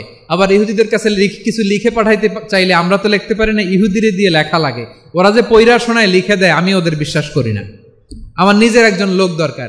বিশ্বনবী এই যায়েদ বিন সাবিতকে চুজ করলেন ল্যাঙ্গুয়েজের জন্য। উনি বললেন, যায়েদ তোমার সফট স্কিলকে ডেভেলপ করতে হবে, তুমি হিব্রু ল্যাঙ্গুয়েজ শিখে ফেলো। যায়েদ বিন সাবিত বলল, বিশ্বনবীর মোটিভেশন আর ইন্সপিরেশন পেয়ে আমি 15 দিনে ইহুদিদের এই হিব্রু ল্যাঙ্গুয়েজ শিখে ফেললাম। শুধু শিখে ফেললাম না, হাত্তা হাদিকতু, even I became master in the language. এই ভাষা আমি পারদর্শী হয়ে গেলাম। এরপরে ইহুদিরা চিঠি লিখে পাঠালে আর কোনো ইহুদি ডাকা লাগতো না, আমি নবীর এটার অর্থ শুনে পরে বুঝায় দিতাম। আবার ইহুদিদের কাছে চিঠি লেখা লাগলে আমি যায়েদ বিন সাবিত চিঠি লিখে দিতাম। সুবহানাল্লাহ। দেখেন এত সাহাবীর মধ্যে থেকে বিশ্বনবীর একাডেমিক প্রজেক্ট, ব্যক্তিগত সচিব, দোভাষী হিসেবে তিনি যায়েদ বিন সাবিতের মতো তরুণকে নির্বাচিত করেছেন। কেমন ট্যালেন্ট হান্টার ছিল আমার নবী। সুবহানাল্লাহ পড়বেন না? বিশ্বনবীর ইন্তেকালের পরে সাইয়েদনা আবু বকর রাদিয়াল্লাহু তাআলা আনহু যখন খলিফা হয়ে আসলেন, কোরআনকে সংকলনের দায়িত্ব দেয়া লাগবে, কোন সাহাবীকে দিবেন? সব সাহাবারা মিলে পরামর্শ করলেন। সাইয়েদনা আবু বকর, ওমর সবাই মিলে এই বিশাল কোরআন সংকলনের গুরু দায়িত্ব বিশ্বনবীর ব্যক্তিগত সচিব, বিশ্বনবীর দোভাষী, বিশ্বনবীর সিলেক্ট করাই লোক যায়েদ ইবনে সাবিত রাদিয়াল্লাহু তাআলা আনহুকে দিয়েছে। কোরআনের কপি তো আজকে এখানে রাখে নাই। এই যে আজকের যে কোরআন পড়েন, এটা আগে এরকম ছিল না। কোরআন নাজিল হলে সাহাবারা চামড়ার, ওটের চামড়ায় লিখে ফেলতো, ওটের চ্যাপ্টা হাড্ডির মধ্যে লিখে ফেলতো, গাছের গুড়ির মধ্যে লিখে ফেলতো, বিভিন্ন জনের কাছে ছড়ানো ছিটানো ছিল। আবু বকর রাদিয়াল্লাহু তাআলা আনহু একসাথে করলেন। পরবর্তীতে উসমান রাদিয়াল্লাহু তাআলা আনহু একসাথে করলেন 114 সূরার। এখন এই মুসহাফ, এই কম্পাইলেশন, এই কপি আমরা পেয়েছি, যার হিউজ কন্ট্রিবিউশন ছিল। এই পুরো কোরআন কম্পাইলেশনের প্রজেক্ট ম্যানেজার ছিল যায়েদ বিন সাবিত রাদিয়াল্লাহু তাআলা আনহু। কোরআন কম্পাইলেশনের প্রজেক্ট ম্যানেজার, দেখেন উনারে মাথায় হাত দিয়ে আজান শিখায় নাই, সুবহানাল্লাহ। তাহলে প্রথম সাহাবী আবু মাহজুরাকে মুয়াজ্জিন বানাইলেন, যায়েদ বিন সাবিতকে ব্যক্তিগত সচিব আর দোভাষী বানালেন, মুসআব ইবনে উমাইর রাদিয়াল্লাহু তাআলা আনহুকে ইসলামের প্রথম অ্যাম্বাসেডর বানালেন। তাহলে তৃতীয় নাম্বার একজন সাহাবীর নাম বলছি, মুসআব ইবনে উমাইর। মুসআব কি নাম? নামটা কেমন লাগে? মুসআব কি নাম? He was the first ambassador in Islam. ইসলামের প্রথম ডিপ্লোম্যাট, প্রথম কূটনৈতিক, ইসলামের প্রথম কূটনৈতিক, ইসলামের প্রথম ডিপ্লোম্যাট, প্রথম অ্যাম্বাসেডর মুসআব ইবনে উমাইর। মক্কার তরুণ যুবক, উনি পারফিউম লাগাইলে মানুষ দেখলেই বুঝতো এটা মুসআব লাগাইছে। এমন ড্যাশিং ফেসের ছিল, এমন স্মার্ট ড্যাশিং ফেস, এমন পার্সোনালিটির মানুষ ছিল মুসআব রাদিয়াল্লাহু তাআলা আনহু। কারণ যিনি ইসলামের স্পোকম্যান হবেন, মুখপাত্র হবেন, তার স্মার্ট হওয়ার দরকার আছে না নাই? আকাবার প্রথম শপথ যখন হলো, তাদের সাথে বিষ্ণু ঈসা ইসলাম মদিনাতে একজন মুখপাত্র পাঠালেন, ডিপ্লোম্যাটকে পাঠালেন, অ্যাম্বাসেডর অফ ইসলাম। তিনি হচ্ছেন মুসআব ইবনে উমাইর। পড়েন সুবহানাল্লাহ। বিশ্বনবী দেখলেন সে অনেক স্মার্ট, তার ডেডিকেশন আছে, সিনসিয়ারিটি আছে, এবং মদিনায় যে আউস খাজরাজ গোত্রের নেতাদের সাথে ডিল করতে হবে, ইহুদিদের সাথে ডিল করতে হবে, ওখানে একজন পাক্কা জানু খেলোয়াড়ের দরকার আছে না নাই? মুসআব ইবনে উমাইর রাদিয়াল্লাহু তাআলা আনহু, ওনাকে বিষ্ণু ঈসা ইসলাম চুজ করলেন। এবং বিষ্ণু ঈসা ইসলামের এই চুজিংটা, এই সিলেকশনটা এত সুন্দর ছিল, তিনি মদিনাতে যে বিশ্বনবী আসার আগেই মদিনার জমিনকে তিনি উর্বর করে ফেলছেন। প্রতিটা ঘরে ঘরে কালিমার দাওয়াত তিনি পৌঁছায় দিচ্ছেন। জুমার বিধান নাজিল হয়েছে, কিন্তু মক্কায় পরিবেশ নাই জুমা পালনের। বিষ্ণু ঈসা ইসলাম একজনকে দিয়ে খবর পাঠালেন, যাও মদিনায় মুসাবকে যে বলো, মুসাব তো আমার শিক্ষক, আমার স্পোকম্যান, মদিনাতে যেন তারা জুমা কায়েম করে। বিশ্বনবীর আগেই মুসাব মদিনার মুসলিমদেরকে নিয়ে মদিনায় প্রথম জুমা কায়েম করে ফেলছে। কোন সুবহানাল্লাহ। ডিপ্লোম্যাটদের কেমন হইতে হয়, অ্যাম্বাসেডারের কেমন হইতে হয়, মুসআব রাদিয়াল্লাহু তাআলা আনহুর কাছ থেকে শিখে নাও। মুসআব নামটা কেমন লাগে? যশোর যাদের সন্তান হবে, ছেলে সন্তান, আমার রাস্তায় পাইলে সবাই জিজ্ঞেস করে, হুজুর একটা নাম দেন, আমার ছেলে হবে। যশোরবাসীর জন্য আমি একটা নাম দিয়ে দিলাম, নাম রাখতে হবে মুসআব। কি নাম? নামটা যাদের ভাল লাগে, ছেলে সন্তান অনাগত আসবে, মনে চাইলে নাম রেখে দিবেন মুসআব রাদিয়াল্লাহু তাআলা আনহুর নামে মুসআব। তাহলে মুসআব রাদিয়াল্লাহু তাআলা আনহুকে বিশ্বনবী ল্যাঙ্গুয়েজ শিখান নাই, সফট স্কিল শিখান নাই। যায়েদ রাদিয়াল্লাহু তিনি হিব্রু ল্যাঙ্গুয়েজ শিখেছেন, সুরিয়ানি শিখেছেন, কিন্তু মুসআবকে তিনি বানিয়েছেন the spokesman of Islam, the first diplomat, the ambassador of Islam. সুবহানাল্লাহ পড়বেন না? আব্দুল্লাহ ইবনে আব্বাস রাদিয়াল্লাহু তাআলা আনহু বিশ্বনবীর কাজিন, চাচাতো ভাই। আবার মাইমুনা রাদিয়াল্লাহু তাআলা আনহু, মাইমুনা নবীর স্ত্রী, তিনি ছিলেন আব্দুল্লাহর আপন খালা। তো নবীর বউ যদি ওনার খালা হয়, নবী তার কি? বুঝে নাই, নবী তার কি? খালু। তাহলে সম্পর্ক অনেক গভীর, কাজিন আবার খালু, ছোট্ট মানুষ, তাই রাতে মাঝে মাঝে ঘরে থাকতো। বিশ্বনবী দেখলেন আব্দুল্লাহ যেহেতু আমার ঘরে ঢুকতে পারে, আব্দুল্লাহরে এই উম্মতের বড় শিক্ষাবিদ বানাইতে হবে। কথা বোঝে নাই? আব্দুল্লাহকে কি বানাইতে হবে? শিক্ষাবিদ, এডুকেটর অফ দিস উম্মাহ, এই উম্মার শিক্ষাবিদ বানাইতে হবে। তাই আব্দুল্লাহ ইবনে আব্বাসকে বিশ্বনবী হাতে কলমে শিক্ষা দিয়েছেন। আব্দুল্লাহ ইবনে আব্বাস রাদিয়াল্লাহু তাআলা আনহু, ওনাকে বিশ্বনবী হাতে কলমে শিক্ষা দিয়েছেন, যেহেতু উম্মতের শিক্ষাবিদ হবেন, এডুকেটর হবেন। তো বিশ্বনবী রাতে যখন তাহাজ্জুদ পড়তেন, ছোট্ট আব্দুল্লাহ ঘরে থাকতো। বুঝতে পেরেছেন? ছোট্ট মানুষ তো ঘরে থাকতো। তো বিশ্বনবী তাহাজ্জুদের জন্য একবার দাঁড়িয়েছেন, ছোট্ট আব্দুল্লাহ ওযু করে দাঁড়াইছে। আচ্ছা বলেন তো, ইমাম আর মুসল্লি মোট যদি দুইজন হয়, একজন ইমাম একজন মুসল্লি, তো মুসল্লি ইমামের কোন দিকে দাঁড়াবে? ডানে দাঁড়াবে। ছোট্ট আব্দুল্লাহ বোঝে নাই, বিশ্বনবী তাহাজ্জুদ শুরু করেছেন, উনি ইক্তেদা করছেন আর দাঁড়াইছেন বায়ে। কোথায় দাঁড়িয়েছেন? আব্দুল্লাহ বলেন, যখন আমি বায়ে দাঁড়ালাম, আখাযা রাসূলুল্লাহ সাল্লাল্লাহু আলাইহি ওয়াসাল্লাম উযুনি আল ইউমনা ইয়াফতিলুহা, বিশ্বনবী নামাজরত অবস্থায় আমার কান ধরে টেনে আমার ডান দিকে এনে দাঁড় করায় দিলেন। পড়েন সুবহানাল্লাহ। দেখেন হাতে কলমে শিক্ষা। আর জীবনে ভুল হবে? কথা কয় না, আর ভুল হবে? আর ভুল হবে না। এভাবে বিশ্বনবীর অনেক সঙ্গ পেয়েছেন, সফর করেছেন, একই বাহনে বসেছেন, এক বাহনে বসে লম্বা নাসিহত করেছেন, বলেছেন ইয়া গোলাম ইহফাদিল্লাহ ইয়াহফাজকা ইহফাদিল্লাহ তাজিদহু তুজাহাক ইযা সাআলতা ফাসআলিল্লাহ ওয়া ইযা ইসতাআনতা ফাসতাইন বিল্লাহ।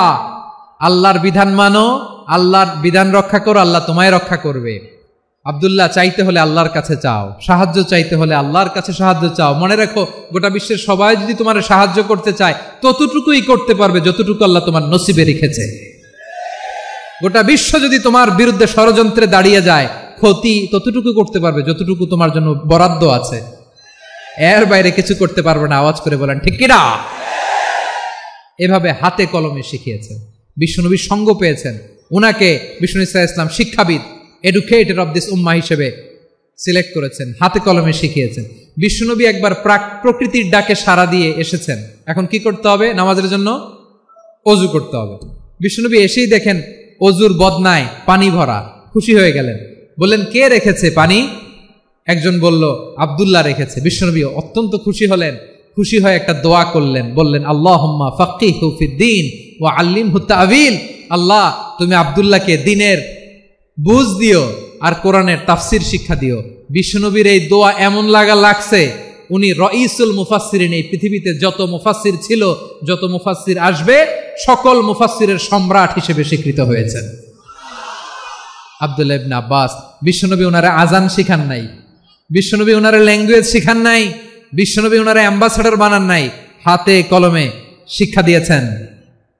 ছোট্ট মানুষ, বিশ্বনবী ইন্তেকাল করলেন, আবু বকরের সময় গেল, ওমরে ফারুকের খেলাফত, তখনও তিনি তরুণ। ওমরে ফারুক রাদিয়াল্লাহু তাআলা আনহু ওনার ক্যাবিনেট মিনিস্ট্রির বৈঠকে এই আব্দুল্লাহ ইবনে আব্বাসকে পাশ দিয়ে বসায় রাখতেন। বয়স্ক সাহাবারা এটা পছন্দ করতো না, তারা বলতো ঘটনা কি, আব্দুল্লাহর মতো ছেলে নাতি আমাদের আছে, এরা কেন রাখে ওমরে ফারুক? ওমরে ফারুক এটা টের পেলেন, তিনি বুঝতে পারলেন যে ক্যাবিনেট মেম্বাররা এটা পছন্দ করে না, ছোট্ট আব্দুল্লাহরা কেন রাখি, কেন যে রাখি এটা একদিন বুঝাবো। একদিন মিটিং এ তিনি সবাইকে বললেন ইদা জাআ নাসরুল্লাহি ওয়াল ফাতহ। এই আয়াত দ্বারা উদ্দেশ্য কি বলেন তো মুরব্বী সাহাবীরা? এক সাহাবী বলেন এই সূরা দ্বারা উদ্দেশ্য, আল্লাহ বলেছেন আমাদেরকে বিভিন্ন ল্যান্ড, বিভিন্ন এলাকা বিজয় করতে হবে। ওমরে ফারুক বললেন না, হয়নি। আরেকজন বললেন বিজয় হওয়ার পর আমাদের বেশি বেশি আল্লাহর বরত্বের ঘোষণা দিতে হবে, এটা উদ্দেশ্য। ওমরে ফারুক বললেন না, হয় নাই। যারা জিজ্ঞেস করেন কেউ পারে না। সব শেষে বিশ্বনবী ছোট্ট আব্দুল্লাহরে বলেন আব্দুল্লাহ ইদা জাআ নাসরুল্লাহি ওয়াল ফাতহ এর দ্বারা উদ্দেশ্য কি বলতো? ছোট্ট আব্দুল্লাহ বলেন হুয়া আজালু রাসূলিল্লাহ। এই আয়াত দ্বারা বিশ্বনবীর বিদায়কে উদ্দেশ্য নেওয়া হয়েছে। ওমরে ফারুক বললেন হাযা হুয়া, এটাই তো সঠিক উত্তর, এটাই সঠিক তাফসীর এই আয়াতের। কারণ ইদা জাআ নাসরুল্লাহি ওয়াল ফাতহ, যখন আল্লাহর সাহায্য আর বিজয় আসবে, ওয়া রাআইতান নাসা ইয়াদখুলুনা ফি দীনিল্লাহি আফওয়াজা, আপনি দেখবেন দলে দলে ঢলে ঢলে বানের পানির মতো মানুষ ইসলামের দিকে ঢুকতেছে, ইসলামের বিজয় হয়েছে। তো ইসলামের বিজয়ের মিশন নিয়ে নবী আসছে, বিজয়ী যখন হয়ে গেছে এখন তো নবীর বিদায় হবে। জোরে বলেন ঠিক কিনা? কোন সাহাবী এই সূক্ষ্ম কথাটা ধরতে পারে নাই, ওই আব্দুল্লাহ ছাড়া। আব্দুল্লাহ যখন উত্তর দিছে সব সাহাবীদের টনক নড়েছে। এরপর থেকে কোনো ক্যাবিনেট মিটিং এ আর কোন সাহাবারা কোনো প্রশ্ন করে নাই। আওয়াজ করে পড়েন সুবহানাল্লাহ। বিশ্বনবী আব্দুল্লাহ ইবনে আব্বাসকে দ্য এডুকেটর অফ দ্য উম্মাহ, উম্মার শিক্ষাবিদ হিসেবে গ্রহণ করেছেন। আওয়াজ করে পড়তে হবে আল্লাহু আকবার। সাহাবীদের নামগুলো মনে থাকবে? এক নম্বরে আবু মাহজুরা, মুয়াজ্জিন বানাইছেন। যায়েদ ইবনে সাবিত, দোভাষী, ট্রান্সলেটর অফ প্রফেট, এবং তিনি ছিলেন বিশ্বনবীর ব্যক্তিগত সচিব। Musab ibn Umair, the first ambassador and diplomat of Islam. Abdullah ibn Abbas, এই উম্মার সবচেয়ে বড় এডুকেটর, শিক্ষাবিদ। আরেকজন ছিল আব্দুল্লাহ ইবনে মাসউদ রাদিয়াল্লাহু তাআলা।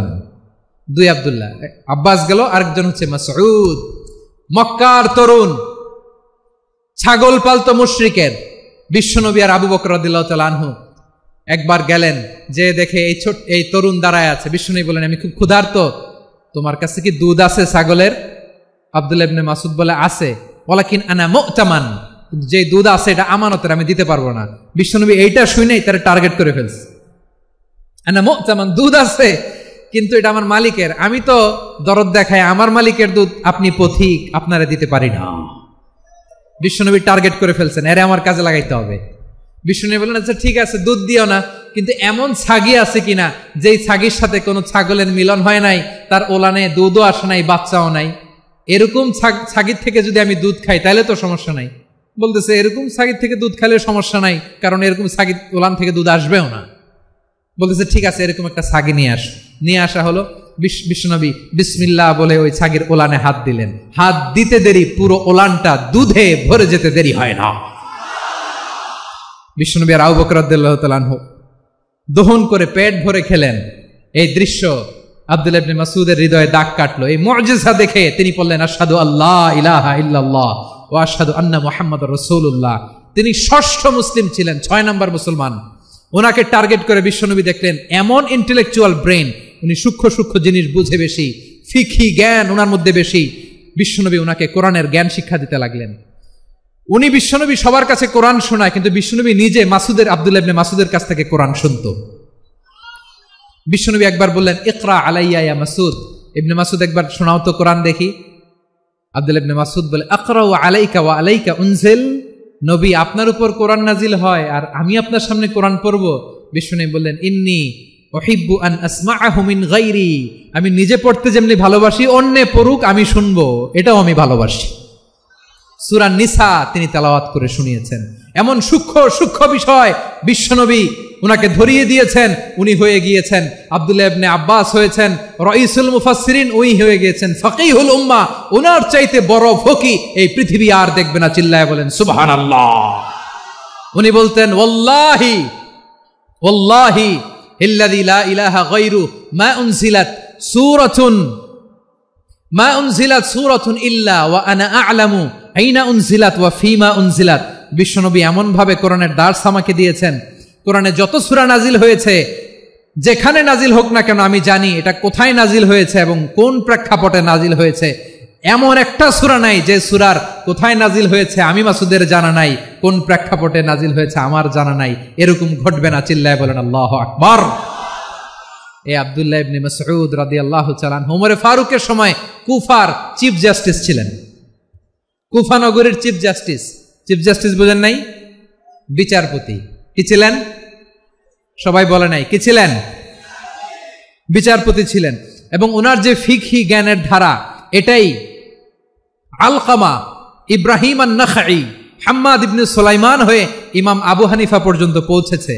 এবং ওনার ফিকহি জ্ঞানের ধারাই হানাফি মাযহাবে অ্যাকসেপ্ট হয়েছে। আজও এগুলো হানাফি মাযহাবে চর্চিত হয়। হানাফি মাযহাবের সব ফিক আব্দুল্লাহ ইবনে মাসউদের ফিকহি জ্ঞানের ধারা থেকে নেওয়া হয়েছে, চিল্লায় পড়েন সুবহানাল্লাহ। তাহলে উনাকে বিশ্বনবী বানিয়েছেন জুরিস্ট, আইনবিদ, ফাকিহ। উনারে আজান শিখান নাই। হিউম্যান রিসোর্স ডেভেলপমেন্ট কিভাবে করবেন, মানব সম্পদের উন্নয়ন কিভাবে করতে হয়, কিভাবে যার যেখানে প্রতিভা কাজে লাগাতে হয় উনি দেখিয়েছেন। সুবহানাল্লাহ পড়বেন না? খালিদ বিন ওয়ালিদ নাম শুনছেন? কে কে শোনেন নাই হাত তোলেন। কি ছিলেন? বীর যোদ্ধা ছিলেন খালিদ বিন ওয়ালিদ। কিন্তু তিনি ইসলাম ধর্ম গ্রহণ করেছেন অনেক দেরিতে, 8ম হিজরিতে। তার মানে 8ম হিজরির আগে উনি মুশরিকদের পক্ষে লড়াই করেছেন। ওনার হাতে কত মুসলিম সাহাবী যে নিহত হয়েছে হিসাব নাই। বিষ্ণুনবী টার্গেট করে রাখছে, তুমি আমাদের মুসলিমদের এত ক্ষতি করলা, তুমি যখন মুসলমান হবা তোমার দিয়ে আমি এমন কাম করামু যে এটা আর কেউ করতে পারবে না। সুবহানাল্লাহ নাই? যশোর ক্লান্ত হয়ে গেছে। খালিদ বিন ওয়ালিদ রাদিয়াল্লাহু তাআলা আনহু 8ম হিজরিতে মুসলিম হয়েছেন, মক্কা বিজয়ের আগে। তো মক্কা বিজয়ের আগে যখন মুসলিম হয়েছেন, এর আগে কি করছেন? কাফিরদের সাথে যুদ্ধ করেছেন। উনি উহুদের যুদ্ধে মুসলমানদের যে পরাজয় ভাব, কঠিন পরিস্থিতির মুখোমুখি উনার কারণে পেছন থেকে এমন আতর্কিত আক্রমণ করেছেন, মুসলমানদেরকে কচুকাটা করেছেন। 8ম হিজরিতে আল্লাহ তাআলা হেদায়েতের নূর দিয়ে ওনার হৃদয়টাকে উজালা করে দিলেন। লা ইলাহা এটা এমন বাণী যার হৃদয়ে একবার টাচ খাবে, এইটা থেকে সে আর পালিয়ে বেড়াতে পারে। ঝিনুকের ভেতর লুকিয়ে থাকে যেমন মতি, ঝিনুকের ভেতর লুকিয়ে থাকে যেমন মতি, কলমা শাহাদাতে আছে আল্লাহর জ্যোতি, কলমা শাহাদাতে আছে আল্লাহর জ্যোতি। ঠিক কিনা বলেন? মক্কা বিজয়ের আগে মুসলিম হলেন, হওয়ার পরেই বিশ্বনবীর টার্গেট ফুলফিল হলো। ওই যে টার্গেট করে রেখেছেন আর দোয়া করেছেন, খালিদ বিন ওয়ালিদ যদি মুসলিম হয় তাকে আমি মিলিটারি চিফ বানাবো। ওনাকে আজান শিখান নাই, ওনারে কান ধইরা নামাজের এই মাথা থেকে ওই মাথা আনান নাই, ফিকহি কোরআনের সূক্ষ্ম তাফসীর ওনারে শিখান নাই, অ্যাম্বাসেডর বানান নাই। বিষ্ণু ইসলাম উনাকে সামরিক অভিযানে প্রেরণ করেছেন। সামরিক অভিযানে তিনি প্রেরণ করেছেন। উনার জীবদ্দশায় উনার নেতৃত্বে যতগুলো যুদ্ধ হয়েছে একটা যুদ্ধেও তিনি পরাজয় বরণ করেন নাই।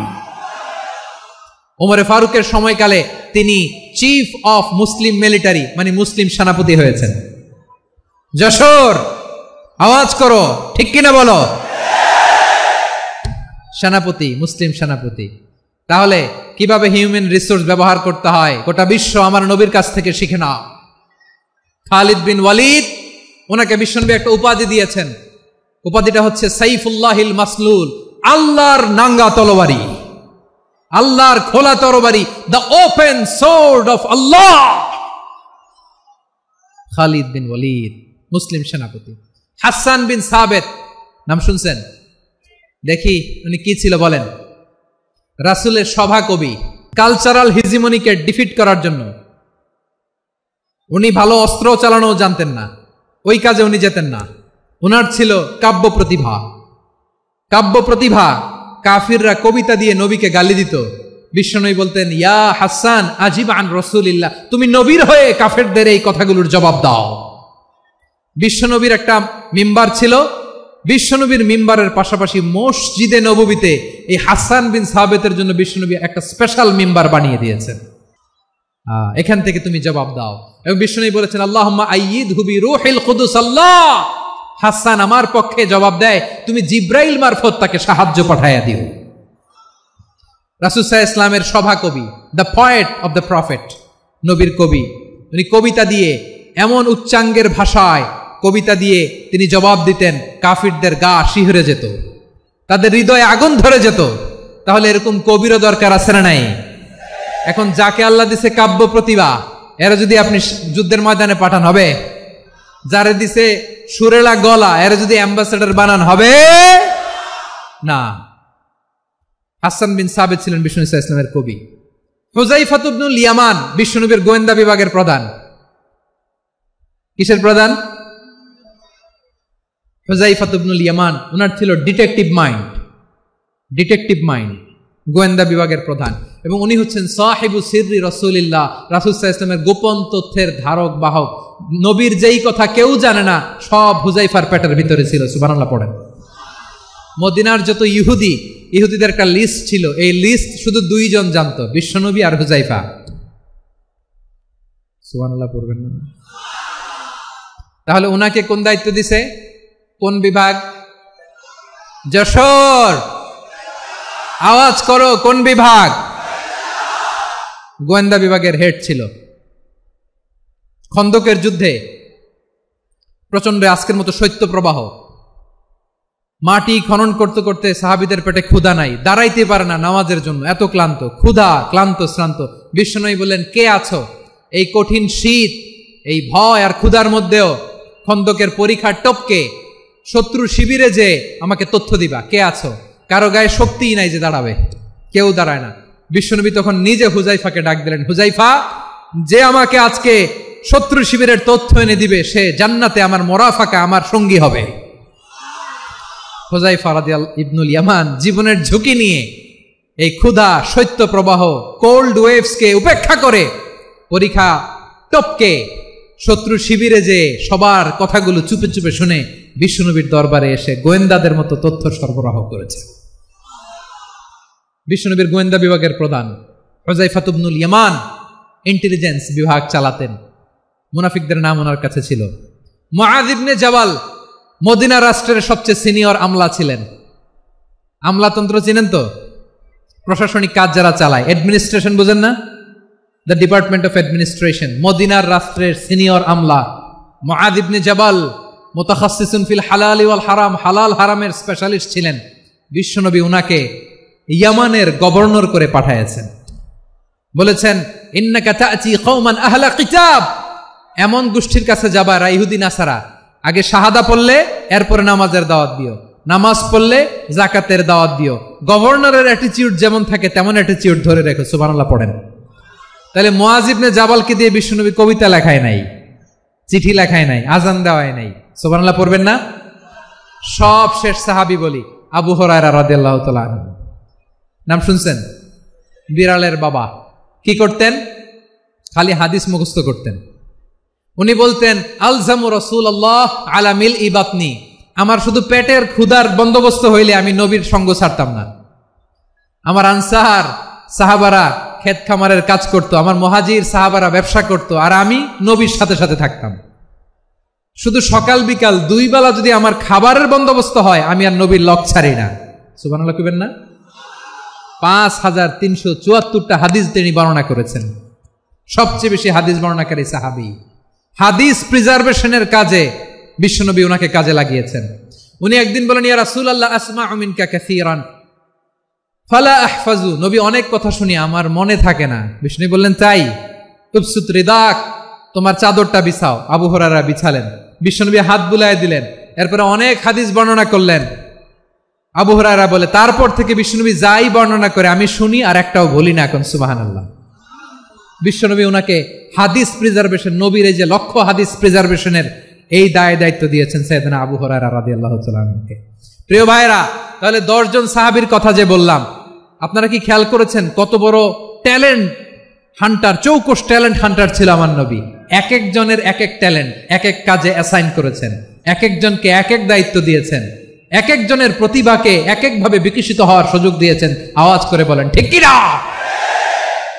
এখন আমার পর্দার আড়ালে আমার মায়েরা বলবে, এতগুলো পুরুষ সাহাবীর কথা বললো, নারী সাহাবীরা কি কিছু করে নাই? হ্যাঁ, একজন নারী সাহাবীর কথা বলে মোনাজাত হবে, দোয়া ছাড়া কেউ যাব না। রুফাইদা আল আসলামিয়া রাদিয়াল্লাহু তাআলা আনহা, ওনার বাবার নাম সাআদ আল আসলামি। বিশ্বনবী কি খেয়াল করলেন দেখেন, সাআদ ছিল মদিনার বড় ডাক্তার। এই নারী সাহাবী রুফাইদা বাবার কাছ থেকে চিকিৎসা বিদ্যা শিখেছেন। যখন শিখছে, বিশ্বনবী দেখলেন আমার তো প্রতি সপ্তাহে সপ্তাহে যুদ্ধে আহত সাহাবীদের সেবা দিবে কে? বিশ্বনবী রুফাইদাকে বললেন, রুফাইদা তুমি মসজিদে নববীর পাশে একটা মেডিকেল ক্যাম্প করো। এই যে সাকিনা আদ্দিন মেডিকেলের আমার ছাত্রী বন্ধুরা শুনে রাখো, তোমাদের আইকন হচ্ছে এই রুফাইদা আল আসলামিয়া। বিশ্বনবীর ডিরেকশন অনুযায়ী তিনি মসজিদে নববীর পাশে একটা মেডিকেল ক্যাম্প করলেন এবং আহত সাহাবাদের চিকিৎসা উনি ওনার টিম নিয়ে দিতেন।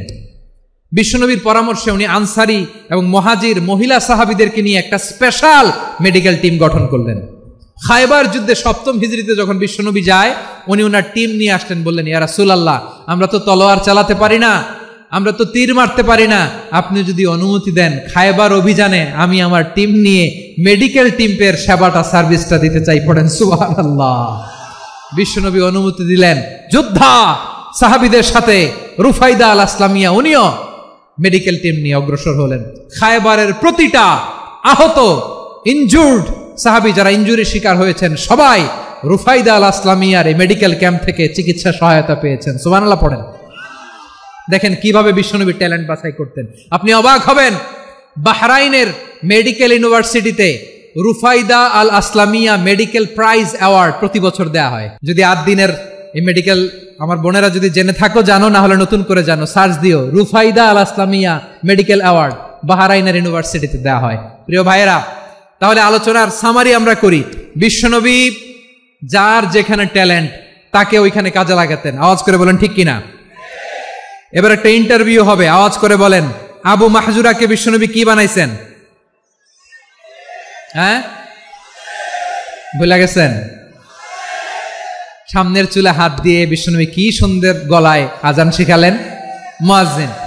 যায়েদ বিন সাবিতকে একাডেমিক প্রজেক্টের দায়িত্ব দিয়েছেন, তিনি ছিলেন বিশ্বনবীর দোভাষী ব্যক্তিগত সচিব। Musab ibn Umair, the first ambassador of Islam. Abdullah ibn Abbas, উম্মার বড় শিক্ষাবিদ মুফাসসির, আব্দুল্লাহ ইবনে মাসউদ, আব্দুল্লাহ ইবনে মাসউদ ছিলেন জুরিস্ট। কি ছিলেন? জুরিস্ট ছিলেন, এই উম্মার সবচেয়ে বড় জুরিস্ট। খালিদ বিন ওয়ালিদ সেনাপ্রধান। হাসান বিন সাবিত, হাসান বিন সাবিত ছিলেন বিশ্বনবীর সভাকবি। কি ছিলেন? বিশ্বনবীর সভাকবি ছিলেন। এরপরে হুযায়ফা ইবনুল ইয়ামান কি ছিলেন? গোয়েন্দা বিভাগের প্রধান। মুআয ইবনে জাবাল কি ছিলেন? সিনিয়র আমলা, ইয়ামানের গভর্নর। আবু হুরায়রা রাদিয়াল্লাহু তাআলা আনহু হাদিস প্রিজার্ভেশনের কাজ করেছেন। আর আমাদের রুফাইদা আল আসলামিয়া রাদিয়াল্লাহু তাআলা আনহা কি ছিলেন? নার্স ছিলেন, নার্স হয়ে মেডিকেল সেবা দিয়েছেন। প্রিয় ভাইয়েরা, পুরো আলোচনার যদি সামারি করি তাহলে বিশ্বনবী যেভাবে হিউম্যান রিসোর্সকে ম্যানেজ করেছেন, যার যেখানে প্রতিভা কাজে লাগিয়েছেন, আমরাও যদি করি আমাদের বাংলাদেশের চিত্র আমরা পাল্টে যেতে পারবো। আমরা শুরুতে শুনেছি মানুষের আছে অসীম সম্ভাবনা, প্রতিটা মানুষ অনন্য, যত্ন নিলে, যথাযথ পরিচর্যা করলে মানুষ বিশ্ব জয় করতে পারে, ঠিক কিনা? আমাদের হাফেজে কোরআনের সামনে দাঁড়াতে পারে এমন কোন হাফেজে কোরআন আল্লাহর জমিনে জন্ম হয় নাই। গোটা বিশ্ব কাঁপিয়ে তারা সেরা, আমাদের ক্রিকেটাররা সেরা, আমাদের তৈরি পোশাক শিল্প সেরা। এরকম অনেক অনেক সেরা জিনিস আছে, আমরা এগুলোরে নার্চারিং করতে পারি নাই, পরিচর্যা করতে পারি নাই, সঠিক তারবিয়াতের অভাব। তাহলে মানুষের অসীম সম্ভাবনাকে কাজে লাগাতে হবে, ঠিক কিনা বলেন? ইউনুস গভর্নমেন্টকে আমি বলবো, অল্প সময়ের জন্য আপনারা এসেছেন, সংস্কারও করতে হবে, আবার নির্বাচনও করতে হবে। সব সংস্কার হতে করতে পারবেন না, যতটুকু পারবেন এর মধ্যে আমাদের যে হিউজ ম্যান পাওয়ার, আমাদের যে মানব সম্পদ, হিউম্যান রিসোর্স, এটাকে ডেভেলপ করে আপনাদের যেতে হবে। যেটা পারবেন না সেটাকে পরবর্তী নির্বাচিত গভর্নমেন্টের কাছে রেখে যেতে হবে, যে তারা যেন করে, তাদের কাছে আপনারা এটা রেখে যাবেন। তাহলে মানুষ চাইলে বিশ্ব জয় করতে পারে। আর মানুষকে হারাতে পারে কেউ? জোরে বলো যশোর, মানুষকে হারাতে পারে কেউ? আল্লাহ আমাদেরকে জনসংখ্যা দিয়েছেন প্রিয় ভাইয়েরা। এই জনসংখ্যা অনেক বড় সম্পদ, এটা আমাদের জন্য অভিশাপ নয়, আশীর্বাদ। আমাদের জনসংখ্যাকে যদি আমরা জনশক্তিতে রূপান্তর করতে পারি, আজকে বাংলাদেশ যে অবস্থানে দাঁড়িয়ে আছে, বাংলাদেশ তার 20 গুণ উন্নতির শিখরে চলে যাবে। চিল্লায় বলো ঠিক কিনা? আমাদের শ্রমিক ভাইয়েরা বাইরে কাজ করে, আমাদের শ্রমজীবী ভাইয়েরা, প্রবাসীরা, তাদের ব্যাপারে গুরুত্ব দিতে হবে।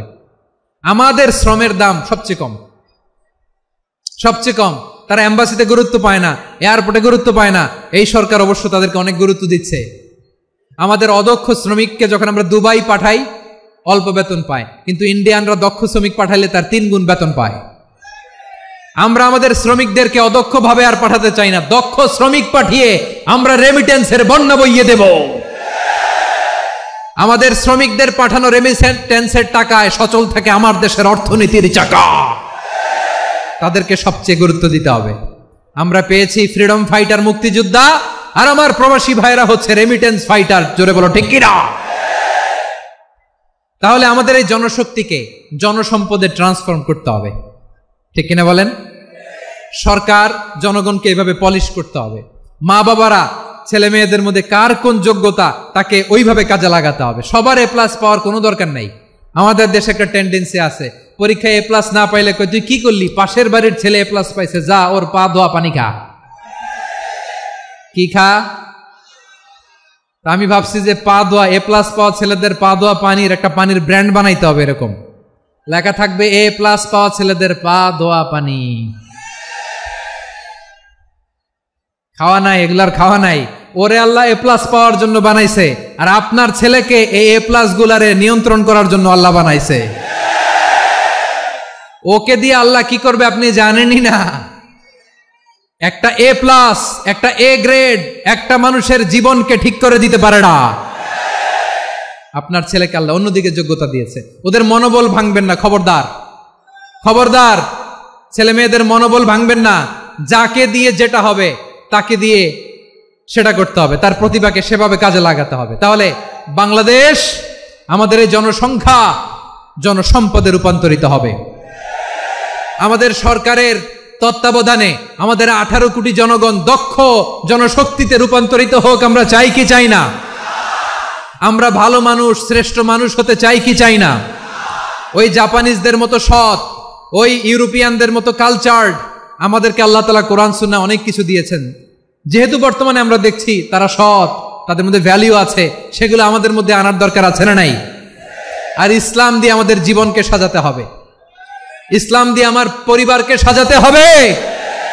ইসলাম থেকে, কোরআন থেকে প্রেসক্রিপশন না নিলে জীবন সুন্দর হবে না। কোরআন থেকে প্রেসক্রিপশন না নিলে সমাজ সুন্দর হবে না। কোরআনের প্রেসক্রিপশন না মানলে রাষ্ট্র সুন্দর হবে না। কোরআনের প্রেসক্রিপশন অ্যাপ্লাই না করলে শুধু দুর্নীতি দমন কমিশন দিয়ে দুর্নীতি বন্ধ করা যাবে না। এজন্য কোরআনের আইন আমরা চাই কি চাই না?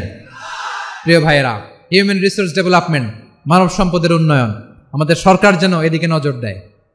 আমরা যেন এই ব্যাপারে যত্নবান হয়ে উঠি। যাকে আল্লাহ যে যোগ্যতা দিয়েছে, এই যোগ্যতা দিয়ে আমরা যেন ইসলামের জন্য, দেশের জন্য কাজ করি। আমরা যেন আমাদের স্কিল ডেভেলপ করি, আমাদের পটেনশিয়ালকে ডেভেলপ করি। মোরালিটি, ভ্যালিউজ নিয়ে শায়েখ আহমদুল্লাহ আলোচনা করেছেন, এগুলো দিয়ে যেন আমরা আমাদেরকে সাজাই। আল্লাহ তাআলা আমাদের দেশকে তুমি নিরাপদ করো, আমরা পড়ি আমিন। আল্লাহ আমার 18 কোটি জনগণকে তুমি জনশক্তিতে রূপান্তরিত করো, আমিন। আল্লাহ আমরা হাতে হাত রেখে, কাঁধে কাঁধ মিলিয়ে, ভাইয়ে ভাইয়ে যেন এই দেশকে গড়তে পারি, আল্লাহ তুমি তৌফিক দান করো, আমরা পড়ি আমিন। আমার প্রিয় মহিউদ্দিন ভাই বলেছেন, হুজুর এমন একটা ঘোষণাপত্র দিয়ে যাবেন আজকের এই ঐতিহাসিক যশোরের প্রোগ্রামে, যেটা গোটা বাংলাদেশে মানুষ এটার উপর আমল করে। আমি যে কথাটা বলেছি এটাই, আসুন আমরা আমাদের জনসংখ্যাকে জনসম্পদে ট্রান্সফর্ম করি। আমাদের জনসংখ্যাকে আমরা যেন জনশক্তিতে রূপান্তরিত করি। জনসংখ্যাকে ট্রান্সফর্ম করে জনশক্তি দিয়ে আমরা যেন আগামীর বাংলাদেশ, স্বাধীন বাংলাদেশ 2.0 কে গড়ে তুলি। আল্লাহ তাআলা আমাদের সবাইকে কথাগুলো বোঝার, আমল করার তৌফিক দান করুন।